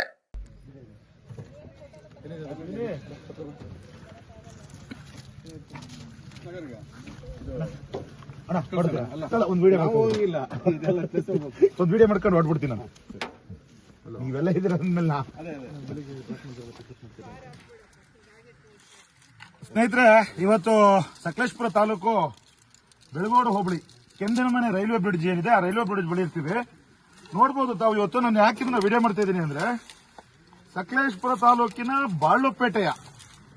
ಸಕಲೇಶಪುರ ತಾಲೂಕು ಬಾಳ್ಲುಪೇಟೆಯ ಮಂಗಳೂರು ಕ್ಲಿನಿಕ್ ಏನಿದೆ, ಆ ಮಂಗಳೂರು ಕ್ಲಿನಿಕ್ ಅವರು ಸುಮಾರು ಒಂದು ಗೂಡ್ಸ್ ವಾಹನದಲ್ಲಾಗುವಷ್ಟು ಮೆಡಿಸಿನ್, ಅಂದ್ರೆ ಎಕ್ಸ್ಪೈರಿ ಆಗಿರುವಂತ ಮೆಡಿಸಿನ್ ಮತ್ತೆ ಸಿರಂಜ್ಗಳು ಪ್ರತಿಯೊಂದನ್ನು ಸಹ ತಂದುಬಿಟ್ಟು ರಸ್ತೆ ಬದಿನಲ್ಲಿ ಎಸ್ತಿರ್ತಾರೆ. ರಸ್ತೆ ಬದಿನಲ್ಲಿ ಎಷ್ಟು, ಅಲ್ಲಿ ದನಕರುಗಳು ಕುಡಿಯುವಂತ ನೀರಿಗೆ ಎಷ್ಟು ಬೇಜವಾಬ್ದಾರಿತನ ಮೆರೆದಿರ್ತಾರೆ. ತಾವು ನೋಡ್ಬೋದು ನೋಡಿ, ಇದೆಲ್ಲ ಎಕ್ಸ್ಪೈರಿ ಆಗಿರೋದು. ಈ ಮಾರ್ಗದಲ್ಲಿ ಶಾಲೆಗೆ ಹೋಗೋ ಮಕ್ಕಳು ಮತ್ತೆ ಆಟ ಆಡುವಂತ ಮಕ್ಕಳು, ದನಕರುಗಳು ಮೇಯ್ಲಿಕ್ಕೆ ಬರ್ತವೆ. ಇವರಿಗೆ ಸಾಮಾನ್ಯ ಪ್ರಜ್ಞೆ ಅನ್ನೋದೇ ಇದೆಯೋ ಇಲ್ವೋ, ಇವರು ಡಾಕ್ಟ್ರು ಯಾರೋ ನನಗೆ ಗೊತ್ತಿಲ್ಲ. ಯಾಕೆಂದ್ರೆ ಇದನ್ನ ನೋಡುವಂತ DHO ಇರ್ಬೋದು, THO ಇರ್ಬೋದು, ನಮ್ಮ ರಾಜ್ಯದ ಮುಖ್ಯಮಂತ್ರಿಗಳಿರ್ಬೋದು, ಇದಕ್ಕೆ ಉತ್ತರ ಕೊಡಿ ದಯವಿಟ್ಟು. ಯಾಕೆಂದ್ರೆ ಈ ತರ ಕ್ಲಿನಿಕ್ಗಳ ಅವಶ್ಯಕತೆ ನಮಗಿದೆಯಾ, ಇಂಥ ಡಾಕ್ಟರ್ಗಳ ಅವಶ್ಯಕತೆ ನಮಗಿದೆಯಾ ಅನ್ನೋದು ನಾನು ಕೇಳ್ತಿರೋಂಥದ್ದು. ನೋಡಿ, ಇಲ್ಲಿ ಚೀಲದಲ್ಲಿ ಇದನ್ನೆಲ್ಲ ತಂದು ರಸ್ತೆ ಬದಿಗೆ ಎಸ್ತಿರುವಂತದ್ದು. ಇವತ್ತು ಕೆಂದನಮನೆ ಹಾಗೂ ಬಾಗೆ ಮತ್ತೆ ಗುಳಗಳಲ್ಲೇ ಎಲ್ಲ ಗ್ರಾಮಸ್ಥರು ಸೇರಿ ಇವತ್ತು ಅದನ್ನ ಸ್ವಂತ ಅವರ ಕೈಯಲ್ಲೇನೆ ಯಾರು ಎಸ್ತಿದ್ರು ಡಾಕ್ಟರ್ ಅವರನ್ನ ಹುಡುಕಿ ಅವರನ್ನ ಇಲ್ಲಿ ಕರೆಸಿ ಇವತ್ತು ಮತ್ತೆ ಮರು ತುಂಬ್ತಾ ಇದ್ದಾರೆ. ನಾನ್ ಕೇಳೋದಿಷ್ಟೇ, ಸಕಲೇಶಪುರಕ್ಕೆ ಡಿಸ್ಪೋಸರ್ ಬರ್ತಾ ಇದೆಯಾ ಇಲ್ವಾ? ಯಾಕೆಂದ್ರೆ ಇವ್ರು ತಂದು ಇಲ್ಲಿ ಎಸಿಬೇಕು ಅಂದಾಗ ಇಲ್ಲಿಯ DHO ಏನ್ ಮಾಡ್ತಾ ಇದಾರೆ, ಇಲ್ಲಿಗೆ ಒಂದು ವೆಹಿಕಲ್ ಬರಲೇಬೇಕಲ್ವಾ ಇಲ್ಲಿಯ ಈ ತ್ಯಾಜ್ಯಗಳನ್ನು ಎಸಿಲಿಕ್ಕೆ. ಅದೆಲ್ಲದಕ್ಕಿಂತ ಹೆಚ್ಚಾಗಿ ಇಷ್ಟು ಚೀಲಗಟ್ಲೆ ವೇಸ್ಟ್ ಮೆಡಿಸಿನ್ ಅಂದ್ರೆ ಇದು ಯಾಕೆ ಬಂತು, ಇದು ಎಲ್ಲಿಂದ ಬಂತು, ಇಷ್ಟು ದಿವಸ ಯಾಕಿತ್ತು? ಇದು ಸೂಕ್ತ ತನಿಖೆ ಆಗ್ಬೇಕು. ಕೊಡಿ ಒಂದು, ಇದರ ಸೂಕ್ತ ತನಿಖೆ ಆಗ್ಬೇಕು. ಮೊದಲನೇದಾಗಿ ನೋಡಿ, ಇದೇನಿದು ನೋಡಿಲಿ, ಇವನ್ನೆಲ್ಲ ನೋಡಿಲಿ, ಎಷ್ಟು ವರ್ಷದ ಗೊತ್ತಿಲ್ಲ, ಇವೆಲ್ಲ ಭಾರಿ ಹಳೆಯದು. 2021 ಎಕ್ಸ್ಪೈರಿ, 2019, 2021 ಎಕ್ಸ್ಪೈರಿ ಆಗಿರೋಂಥವು ಇಂತಹ ಮಾತ್ರೆಗಳನ್ನ ನೋಡಿಲಿ. ಮಾತ್ರೆಗಳು ಇದು ನೋಡಿ, ಡೇಟ್ ತೋರಿಸ್ತೀನಿ. 2012, 2021, 2012, 2014 ಈ ಮಾತ್ರೆಗಳನ್ನ ಕ್ಲಿನಿಕ್ಗಳಲ್ಲಿ ಇಟ್ಕೊಳ್ಳಿ. ಇದನ್ನ ಡಿಸ್ಪೋಸ್ ಮಾಡ್ಲಿ, ಎಕ್ಸ್ಪೈರಿ ಆಗುತ್ತೆ, ಹೋಗ್ಲಿ. ಇದನ್ನ ತಂದು ರಸ್ತೆ ಬದಿ ಎಸಿತಾರಲ್ಲ ಇಂಥದನ್ನ, ಯಾರಾದ್ರೂ ಶಾಲೆಗೆ ಹೋಗೋಂಥ ಮಕ್ಕಳುಗಳು ಇದನ್ನ ತಗೊಂಡು ಸೇವಿಸಿದ್ರೆ ಯಾರು ಅವ್ರ ಜೀವಕ್ಕೆ ಹೊಣೆ? ಮುಗ್ಧ ಜೀವಗಳ ಜೊತೆ ಚೆಲ್ಲಾಟ ಆಡ್ತಿದ್ದಾರೆ. ನಾನು ಈ ಮುಖಾಂತರ ಕೇಳ್ಕೊಳ್ಳೋದಿಷ್ಟೇನೆ, ಈ ಕ್ಲಿನಿಕ್ನ ದಯವಿಟ್ಟು ನಮ್ಮ ಬಾಳುಪೇಟೆಯ ಮಂಗಳೂರು ಕ್ಲಿನಿಕ್ ಡ್ರಗ್ ಇನ್ಸ್ಪೆಕ್ಟರ್ ಈ ವಿಡಿಯೋನ ನೋಡಬೇಕು. ದಯವಿಟ್ಟು ಈ ಕ್ಲಿನಿಕ್ನ ಮುಚ್ಚಿಸಬೇಕು ಅಂತ, ಇವರಿಗೆ ಸೂಕ್ತ ಕಾನೂನು ರೀತಿಯ ಕ್ರಮ ತಗೋಬೇಕು. ರಾಜ್ಯ ಗೊಲ್ಲ ಸಂಘದ ರಾಜ್ಯಾಧ್ಯಕ್ಷ ಹಾಗೂ ಶಿಕ್ಷಣ ಕ್ಷೇತ್ರದ MLC DT ಶ್ರೀನಿವಾಸ್ ಅವರಿಗೆ ಮುಂದಿನ ಸಚಿವ ಸಂಪುಟದಲ್ಲಿ ಸಚಿವ ಸ್ಥಾನ ನೀಡಬೇಕು ಎಂದು ಹಾಸನ ಜಿಲ್ಲಾ ಗೊಲ್ಲ ಸಂಘದ ಉಪಾಧ್ಯಕ್ಷ ಹೊನ್ನೇಗೌಡ ಒತ್ತಾಯಿಸಿದರು. ನಗರದಲ್ಲಿ ಶನಿವಾರ ಸುದ್ದಿಗೋಷ್ಠಿಯಲ್ಲಿ ಮಾತನಾಡಿದ ಅವರು, ಕರ್ನಾಟಕ ರಾಜ್ಯದಲ್ಲಿ ಯಾದವ ಸಮುದಾಯವು ಸುಮಾರು 19 ಲಕ್ಷಕ್ಕೂ ಅಧಿಕ ಸಂಖ್ಯೆಯಲ್ಲಿದ್ದು ರಾಜಕೀಯವಾಗಿ ಪ್ರಾತಿನಿಧ್ಯ ಇಲ್ಲದಂತಾಗಿದೆ. ಕರ್ನಾಟಕದ ಯಾದವ ಸಮುದಾಯದ ಧೀಮಂತ ನಾಯಕರಾದ ದಿವಂಗತ ಎ ಕೃಷ್ಣಪ್ಪ ರವರ ನಂತರ ಕರ್ನಾಟಕ ರಾಜ್ಯ ಗೊಲ್ಲ ಸಂಘದ ನೇತೃತ್ವವನ್ನು ಡಿಟಿ ಶ್ರೀನಿವಾಸ್ ರವರು ಅಧ್ಯಕ್ಷ ಸ್ಥಾನಕ್ಕೆ ಚುನಾವಣೆ ಮುಖಾಂತರ ಆಯ್ಕೆಯಾದ ಮೊದಲ ಅಧ್ಯಕ್ಷರಾಗಿದ್ದು, ಡಿಟಿ ಶ್ರೀನಿವಾಸ್ ರವರ ನೇತೃತ್ವದಲ್ಲಿ ಕರ್ನಾಟಕ ರಾಜ್ಯದ ಎಲ್ಲಾ ಜಿಲ್ಲೆಗಳಲ್ಲಿ ಪ್ರವಾಸ ಕೈಗೊಂಡು ಅವರ ನೇತೃತ್ವದಲ್ಲಿ ತುಮಕೂರು, ಚಿತ್ರದುರ್ಗ, ಚಿಕ್ಕೋಡಿಗಳಲ್ಲಿ ಕರ್ನಾಟಕ ರಾಜ್ಯ ಗೊಲ್ಲ ಸಮಾವೇಶಗಳನ್ನು ಮಾಡಿ ಸಮಾಜವನ್ನು ಸಂಘಟನೆ ಮಾಡಿದ್ದಾರೆ. 2024ರಲ್ಲಿ ನಡೆದ ಕರ್ನಾಟಕ ಆತ್ಮೀಯ ಶಿಕ್ಷಕರ ಕ್ಷೇತ್ರದ ಎಂಎಲ್ಸಿ ಚುನಾವಣೆಯಲ್ಲಿ ಇದುವರೆವಿಗೂ ಕಾಂಗ್ರೆಸ್ ಪಕ್ಷವು ಜಯ ಸಾಧಿಸದೇ ಇದ್ದು, ಇವರು ಮೊದಲ ಬಾರಿಗೆ ಕಾಂಗ್ರೆಸ್ ಪಕ್ಷವನ್ನು ಗೆಲ್ಲಿಸಿದ ಕೀರ್ತಿ ಇವರಿಗೆ ಸಲ್ಲುತ್ತದೆ ಎಂದರು. ಮಂತ್ರಿಯಾಗಿ ನೇಮಕ ಮಾಡಬೇಕು ಅಂತ ಕೋರಿ ಮನವಿಯನ್ನು ಸಲ್ಲಿಸಿ ನಾವು ಸರ್ಕಾರಕ್ಕೆ ಆಗ್ರಹವನ್ನು ಮಾಡ್ತಾ ಇದ್ವಿ.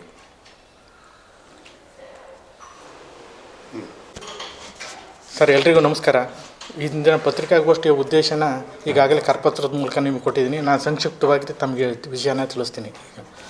ನಮ್ಮ ರಾಜ್ಯದಲ್ಲಿ ಗೊಲ್ಲ ಯಾದವ ಸಂಘ ಸಮುದಾಯ ಸುಮಾರು 19 ಲಕ್ಷಕ್ಕೂ ಹೆಚ್ಚು ಜನಸಂಖ್ಯೆಯನ್ನು ಹೊಂದಿದೆ. ಇದರ ನಂತರ ಶ್ರೀ ಎ ಕೃಷ್ಣಪ್ಪನವರ ನಂತರ ನಮಗೆ ಸಚಿವ ಸ್ಥಾನ, ರಾಜ್ಯ ಸಚಿವ ಸಂಪುಟದಲ್ಲಿ ನಮಗೆ ಸ್ಥಾನ ಇದುವರೆಗೂ ನಮಗೆ ಯಾವುದೂ ದೊರಕಿಸ್ಕೊಟ್ಟಿಲ್ಲ. ಈಗ ನಮಗೆ ಪ್ರಸ್ತುತ ಡಿ ಟಿ ಶ್ರೀನಿವಾಸ್ ಅಂತೇಳಿ ಒಬ್ಬರು MLC ಇದ್ದಾರೆ. ಅವರು ವಿದ್ಯಾವಂತರು ಮತ್ತು ಈಗಾಗಲೇ ಇವರು ಈ ಆಗ್ನೇಯ ಶಿಕ್ಷಕರ ಕ್ಷೇತ್ರದಿಂದ ಪ್ರತಿನಿಧಿಸಿ ಹೆಚ್ಚು ಬಹುಮತಗಳಿಂದ ಗಳಿಸಿದ್ದಾರೆ. ಆ ರಾಜ್ಯ ಸಂಘದ ಅಧ್ಯಕ್ಷರು ಕೂಡ ಆಗಿದ್ದಾರೆ. ನಮ್ಮ ರಾಜ್ಯ ಗೊಲ್ಲ ಯಾದವ ಸಂಘದ ಅಧ್ಯಕ್ಷರು ಕೂಡ ಆಗಿದ್ದಾರೆ.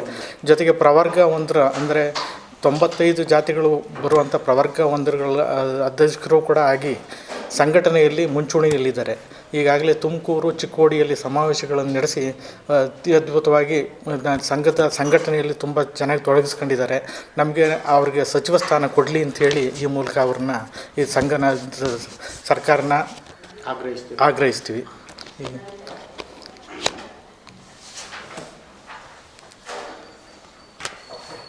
ಭಾರತ ರಾಷ್ಟ್ರೀಯ ವಿದ್ಯಾರ್ಥಿ ಒಕ್ಕೂಟ ಹಾಸನ ಘಟಕದ ವತಿಯಿಂದ ಪಟ್ಟಣದ ಪೂರ್ಣ ಪ್ರಜ್ಞಾ ವಿದ್ಯಾ ಕೇಂದ್ರದಲ್ಲಿ ಪೋಕ್ಸೋ ಕಾಯ್ದೆ, ಮಾನಸಿಕ ಆರೋಗ್ಯ ಜಾಗೃತಿ ಮತ್ತು ಕನ್ನಡದ ಮಹತ್ವದ ಕುರಿತು ವಿಶೇಷ ಕಾರ್ಯಕ್ರಮ ನಡೆಯಿತು. ಕಾರ್ಯಕ್ರಮದಲ್ಲಿ ಮಾತನಾಡಿದ PSI SG Patil, Belur police ಠಾಣೆ ಕಳೆದ 4 ವರ್ಷಗಳಿಂದ 35 ಪೋಕ್ಸೋ ಪ್ರಕರಣಗಳನ್ನ ದಾಖಲಿಸಿದೆ. ಅಷ್ಟು ಜನ ಆರೋಪಿಗಳು ಜೈಲಿಗೆ ಹೋಗಿದ್ದಾರೆ. ಪೋಕ್ಸೋ ಕಾಯ್ದೆ ಕೇಂದ್ರ ಸರ್ಕಾರ ಜಾರಿಗೆ ತಂದಿದ್ದು ಮಕ್ಕಳ ಬೆಳವಣಿಗೆ ಬಗ್ಗೆ ಅತ್ಯಂತ ಕಠಿಣ ಕಾಯ್ದೆಯನ್ನು ತಂದಿದ್ದು, ಪೋಕ್ಸೋ ಕಾಯ್ದೆ ಕೇವಲ ಕಾನೂನಲ್ಲ, ಇದು ಮಕ್ಕಳ ಭವಿಷ್ಯವನ್ನು ರಕ್ಷಿಸುವ ಗಟ್ಟಿಯಾದ ಗುರಿ ಹೊಂದಿದ ಕವಚ. ನಮ್ಮ ಠಾಣಾ ಮಟ್ಟದಲ್ಲೂ ಮಕ್ಕಳ ಮೇಲಿನ ಯಾವುದೇ ರೀತಿಯ ದೌರ್ಜನ್ಯಕ್ಕೆ ಶೂನ್ಯ ಸಹನೆ ನೀತಿ ಅನುಸರಿಸಲಾಗುತ್ತಿದೆ. ಯಾರೇ ತಪ್ಪಿತಸ್ಥರಾಗಿದ್ದರೂ ಅವರ ವಿರುದ್ಧ ಕಠಿಣ ಕ್ರಮ ಕೈಗೊಳ್ಳುವುದು ಕಾನೂನಿನ ಕರ್ತವ್ಯ ಮಾತ್ರವಲ್ಲ, ಮಾನವೀಯ ಜವಾಬ್ದಾರಿಯೂ ಹೌದು ಎಂದು ಹೇಳಿದರು. ಕರವೇ ಗೌರವ ಅಧ್ಯಕ್ಷ ಮಾಳೆಗೆರೆ ತಾರನಾಥ್ ಮಾತನಾಡಿ, ಮಕ್ಕಳ ಸುರಕ್ಷತೆ, ಅವರ ಹಕ್ಕುಗಳು ಮತ್ತು ಮಾನಸಿಕ ಆರೋಗ್ಯ ಇವೆಲ್ಲ ನಮ್ಮ ಸಮಾಜದ ಅತ್ಯಂತ ಪ್ರಮುಖ ಜವಾಬ್ದಾರಿಗಳು. ನಾವು ಈ ವಿಷಯಗಳನ್ನು ಕೇವಲ ಕಾರ್ಯಕ್ರಮಗಳಿಗಷ್ಟೇ ಅಲ್ಲದೆ ಪ್ರತಿದಿನದ ಬದುಕಿನ ಭಾಗವಾಗಿ ನೋಡಬೇಕಿದೆ. ಮಕ್ಕಳಿಗೆ ಭಯರಹಿತ ವಾತಾವರಣ ಒದಗಿಸಬೇಕಾದದ್ದು ಪೋಷಕರಿಂದ ಹಿಡಿದು ಸಮಾಜದ ಪ್ರತಿಯೊಬ್ಬರ ಕರ್ತವ್ಯ ಎಂದು ತಿಳಿಸಿದರು. ಕಾರ್ಯಕ್ರಮದಲ್ಲಿ ಪುರಸಭೆ ಮಾಜಿ ಅಧ್ಯಕ್ಷ ಶಾಂತಕುಮಾರ್, ಕರವೇ ಪ್ರಧಾನ ಕಾರ್ಯದರ್ಶಿ ಖಾದರ್, ಪೂರ್ಣ ಪ್ರಜ್ಞಾ ವಿದ್ಯಾಕೇಂದ್ರ ಪ್ರಾಂಶುಪಾಲ ಪ್ರಶಾಂತ್ ಕುಮಾರ್, ಭಾರತ ರಾಷ್ಟ್ರೀಯ ವಿದ್ಯಾರ್ಥಿ ಒಕ್ಕೂಟ ಧರಣೇಶ್, ಪುರಸಭೆ ಸದಸ್ಯ BM ಗಿರೀಶ್ ಹಾಗೂ ವಿದ್ಯಾರ್ಥಿಗಳು ಸೇರಿದಂತೆ ಇತರರು ಹಾಜರಿದ್ದರು. ಪ್ರಮುಖ ವಿಷಯವಾಗಿ ಮಕ್ಕಳನ್ನ ಕುರಿತು ಜಾಗೃತಿ ಮೂಡಿಸತಕ್ಕಂಥ ಕಾರ್ಯಕ್ರಮ ಅತ್ಯುತ್ತಮ ಕಾರ್ಯಕ್ರಮ ಅಂತ ಹೇಳಿ ನಾನು ಭಾವಿಸ್ತಾ, ನಮ್ಮ ಬೇಲೂರು ಪೊಲೀಸ್ ಠಾಣೆ ಇಲ್ಲಿವರೆಗೂ ನವೆಂಬರ್ 2025ವರೆಗೂ ಸುಮಾರು ಕಳೆದ 3 ವರ್ಷಗಳಿಂದ 2022, 2023, 2024, 2025 ಕಳೆದ 4 ವರ್ಷಗಳಿಂದ ಎಷ್ಟು ಪೋಕ್ಸೋ ಕೇಸ್ ಆಗಿದೆ ಅಂತಂದ್ರೆ 35 ಪೋಕ್ಸೋ ಕೇಸ್ಗಳಾಗಿವೆ. ಕೇಳಬೇಕಿಲ್ಲ, 35 ಪೋಕ್ಸೋ ಕೇಸ್ಗಳಂತಂದ್ರೆ 35 ಕೇಸ್ಗಳಲ್ಲಿ ಯಾರು ಆರೋಪಿದಾರೆ ಅವರೆಲ್ಲ 35 ಜನನು ಜೈಲಿಗೆ ಹೋಗಿದ್ದಾರೆ. ಏನು ಇದು ಪೋಕ್ಸೋ ಕಾಯಿದೆ, ಯಾಕೆ ಇದನ್ನ ಕೇಂದ್ರ ಸರ್ಕಾರ ಜಾರಿಗೆ ತಂದಿದ್ದು ಅಂತಂದ್ರೆ ಮಕ್ಕಳ ಹಕ್ಕುಗಳನ್ನ, ಮಕ್ಕಳ ಸುರಕ್ಷತೆಯ ರಕ್ಷಣೆ ಬಗ್ಗೆ, ಅವರ ಬೆಳವಣಿಗೆಯ ಬಗ್ಗೆ ಅತ್ಯಂತ ಕಠಿಣವಾದ ಕಾಯಿದೆಯನ್ನ ಕೇಂದ್ರ ಸರ್ಕಾರ 2012ರಲ್ಲಿ ನವೆಂಬರ್ 14 ಏನಿದೆ, ಏನು ಇಂಪಾರ್ಟೆನ್ಸ್ ಡೇ ಇದು,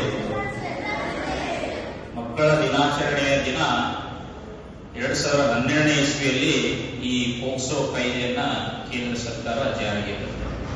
ಏನು ಪೋಕ್ಸೋ ಅಂತಂದ್ರೆ protection of children from sexual offences act 2012 POCSO. ನಾನು ಈಗಾಗಲೇ ಹೇಳಿದೆ, ಮಕ್ಕಳ ಹಕ್ಕುಗಳು, right to education, right to life, right to protection, right to food, ಬೇರೆ ಬೇರೆ ರೀತಿಯ ಮಕ್ಕಳ ಹಕ್ಕುಗಳನ್ನ ಪ್ರತಿಪಾದಿಸ್ತಾ ಹೋಗ್ತಾರೆ United Nations of general assembly. ಇವುಗಳಲ್ಲಿ ರೈಟ್ ಟು ಪ್ರೊಟೆಕ್ಷನ್ ಅಂತ ಬಂದಾಗ ನಾವು ಮಕ್ಕಳಿಗೆ ಯಾವ ರೀತಿಯಾಗಿ ರಕ್ಷಣೆಯನ್ನು ಒದಗಿಸ್ತಾ ಇದ್ದೀವಿ ನಮ್ಮ ಸಾಮಾಜಿಕ ದಿನಗಳಲ್ಲಿ ಅಂತಂದ್ರೆ, ಈಗ ತಾನೇ ಮಾತಾಡಿದ ಸಾಮಾಜಿಕ ಆರೋಗ್ಯ ಕೂಡ ನಮಗೆ ಅತ್ಯಂತ ಪ್ರಮುಖವಾದದ್ದು ಅಂತ ಹೇಳಿ, ನಾವು ಸುತ್ತಮುತ್ತಲ ನಾವೆಷ್ಟೇ ದಷ್ಟಪುಷ್ಟವಾಗಿ ಒಳ್ಳೆಯ ಆಹಾರ, ಒಳ್ಳೆಯ ನಿದ್ರೆ ಎಲ್ಲವನ್ನ ಪಡ್ಕೊಂಡಿರ್ತೀವಿ, ಬಟ್ ನಮ್ಮ ಸುತ್ತಮುತ್ತಲ ಇರ್ತಕ್ಕಂಥ ವಾತಾವರಣ ನಮಗೆ ಬೆಳೆಯಲಿಕ್ಕೆ ಅವಕಾಶ ಕೊಡಲಿಲ್ಲ. ದೌರ್ಜನ್ಯ ರೀತಿಯಂತ ಅಥವಾ ಕೊಲೆ ಸುಲಿಗೆಗಳಂತ ಘಟನೆಗಳು ನಮ್ಮ ಸುತ್ತಮುತ್ತಲು ನಡೆದು ಅಂತಂದ್ರೆ ಅದು ಮಕ್ಕಳ ಮೇಲೆ ಯಾವ ರೀತಿಯಾಗಿ ಪರಿಣಾಮ ಬೀರುತ್ತದೆ ಅನ್ನೋ ನಿಟ್ಟಿನಲ್ಲಿ ಸರ್ಕಾರ ಈ ಯೋಚನೆಗಳನ್ನ ಮತ್ತು ವಿವಿಧ ದೇಶಗಳ ನಗರದ ಆರ್ಸಿ ರಸ್ತೆ ಬಳಿ ಇರುವ ನೀಲಕಂಠೇಶ್ವರ ಸಮುದಾಯ ಭವನದಲ್ಲಿ ಇಂದು ಪ್ರಖ್ಯಾತ ವೈದ್ಯ ಡಾಕ್ಟರ್ ವೆಂಕಟರಮಣ ಹೆಗ್ಡೆ ನೇತೃತ್ವದಲ್ಲಿ ಉಚಿತ ಆರೋಗ್ಯ ತಪಾಸಣಾ ಶಿಬಿರ ನಡೆಯಿತು. ನೂರಾರು ಸಂಖ್ಯೆಯ ಫಲಾನುಭವಿಗಳು ಶಿಬಿರದಲ್ಲಿ ಭಾಗವಹಿಸಿ ಆರೋಗ್ಯ ತಪಾಸಣೆ ಹಾಗೂ ಆರೋಗ್ಯದ ಸಲಹೆ ಸೂಚನೆಗಳನ್ನು ಪಡೆದರು. ಅದಕ್ಕೂ ಮೊದಲು ಸತ್ಸಂಗ ವಿಶೇಷ ಪೂಜಾ ಕಾರ್ಯಕ್ರಮ ನಡೆಯಿತು. ಈ ವೇಳೆ ಮಾತನಾಡಿ ಹಾಸನದ ನಿವಾಸಿಗಳಿಗೆ ಒಂದೇ ಸೂರಿನ ಅಡಿಯಲ್ಲಿ ಉತ್ತಮ ಆರೋಗ್ಯ ಸಲಹೆ ಹಾಗೂ ಆಹಾರ ಪದ್ಧತಿಗಳ ಬಗ್ಗೆ ಮಾಹಿತಿ ನೀಡುವ ಸಲುವಾಗಿ ಖ್ಯಾತ ವೈದ್ಯ ಹಾಗೂ ಆರೋಗ್ಯ ಜಾಗೃತಿ ದೂತರಾದ ವೈದ್ಯ ಡಾಕ್ಟರ್ ವೆಂಕಟರಮಣ ಹೆಗಡೆ ಅವರ ನೇತೃತ್ವದಲ್ಲಿ ತಂಡ 2 ದಿನಗಳ ಉಚಿತ ಆರೋಗ್ಯ ತಪಾಸಣಾ ಶಿಬಿರವನ್ನು ಆಯೋಜಿಸಲಾಗಿದೆ. ಇಂದು ಮೊದಲನೇ ದಿನ ಯಶಸ್ವಿಯಾಗಿ ನಡೆಯುತ್ತಿದ್ದು, ನಾಳೆಯೂ ಶಿಬಿರ ಮುಂದುವರಿಯಲಿದೆ ಎಂದರು. ಮನುಷ್ಯನ ಜೀವನದಲ್ಲಿ ಆರೋಗ್ಯ ಬಹಳ ಮುಖ್ಯ.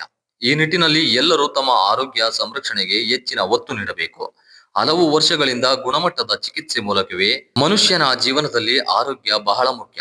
ಈ ನಿಟ್ಟಿನಲ್ಲಿ ಎಲ್ಲರೂ ತಮ್ಮ ಆರೋಗ್ಯ ಸಂರಕ್ಷಣೆಗೆ ಹೆಚ್ಚಿನ ಒತ್ತು ನೀಡಬೇಕು. ಹಲವು ವರ್ಷಗಳಿಂದ ಗುಣಮಟ್ಟದ ಚಿಕಿತ್ಸೆ ಮೂಲಕವೇ ಹೆಸರುವಾಸಿಯಾಗಿರುವ ಡಾಕ್ಟರ್ ವೆಂಕಟರಮಣ ಹೆಗಡೆ ಶಿರಸಿಯ ವೇದ ವೆಲ್ನೆಸ್ ಸೆಂಟರ್ನ ನಿಸರ್ಗ ಮನೆ ಸಂಸ್ಥೆಯ ಮುಖ್ಯಸ್ಥರಾಗಿದ್ದು, ರಾಜ್ಯದೆಲ್ಲೆಡೆ ಜನಪ್ರಿಯತೆ ಪಡೆದುಕೊಂಡಿದ್ದಾರೆ. ಅವರ ಆರೋಗ್ಯ ಸಲಹೆಗಳು ಎಲ್ಲರಿಗೂ ಅಗತ್ಯ ಎಂದರು.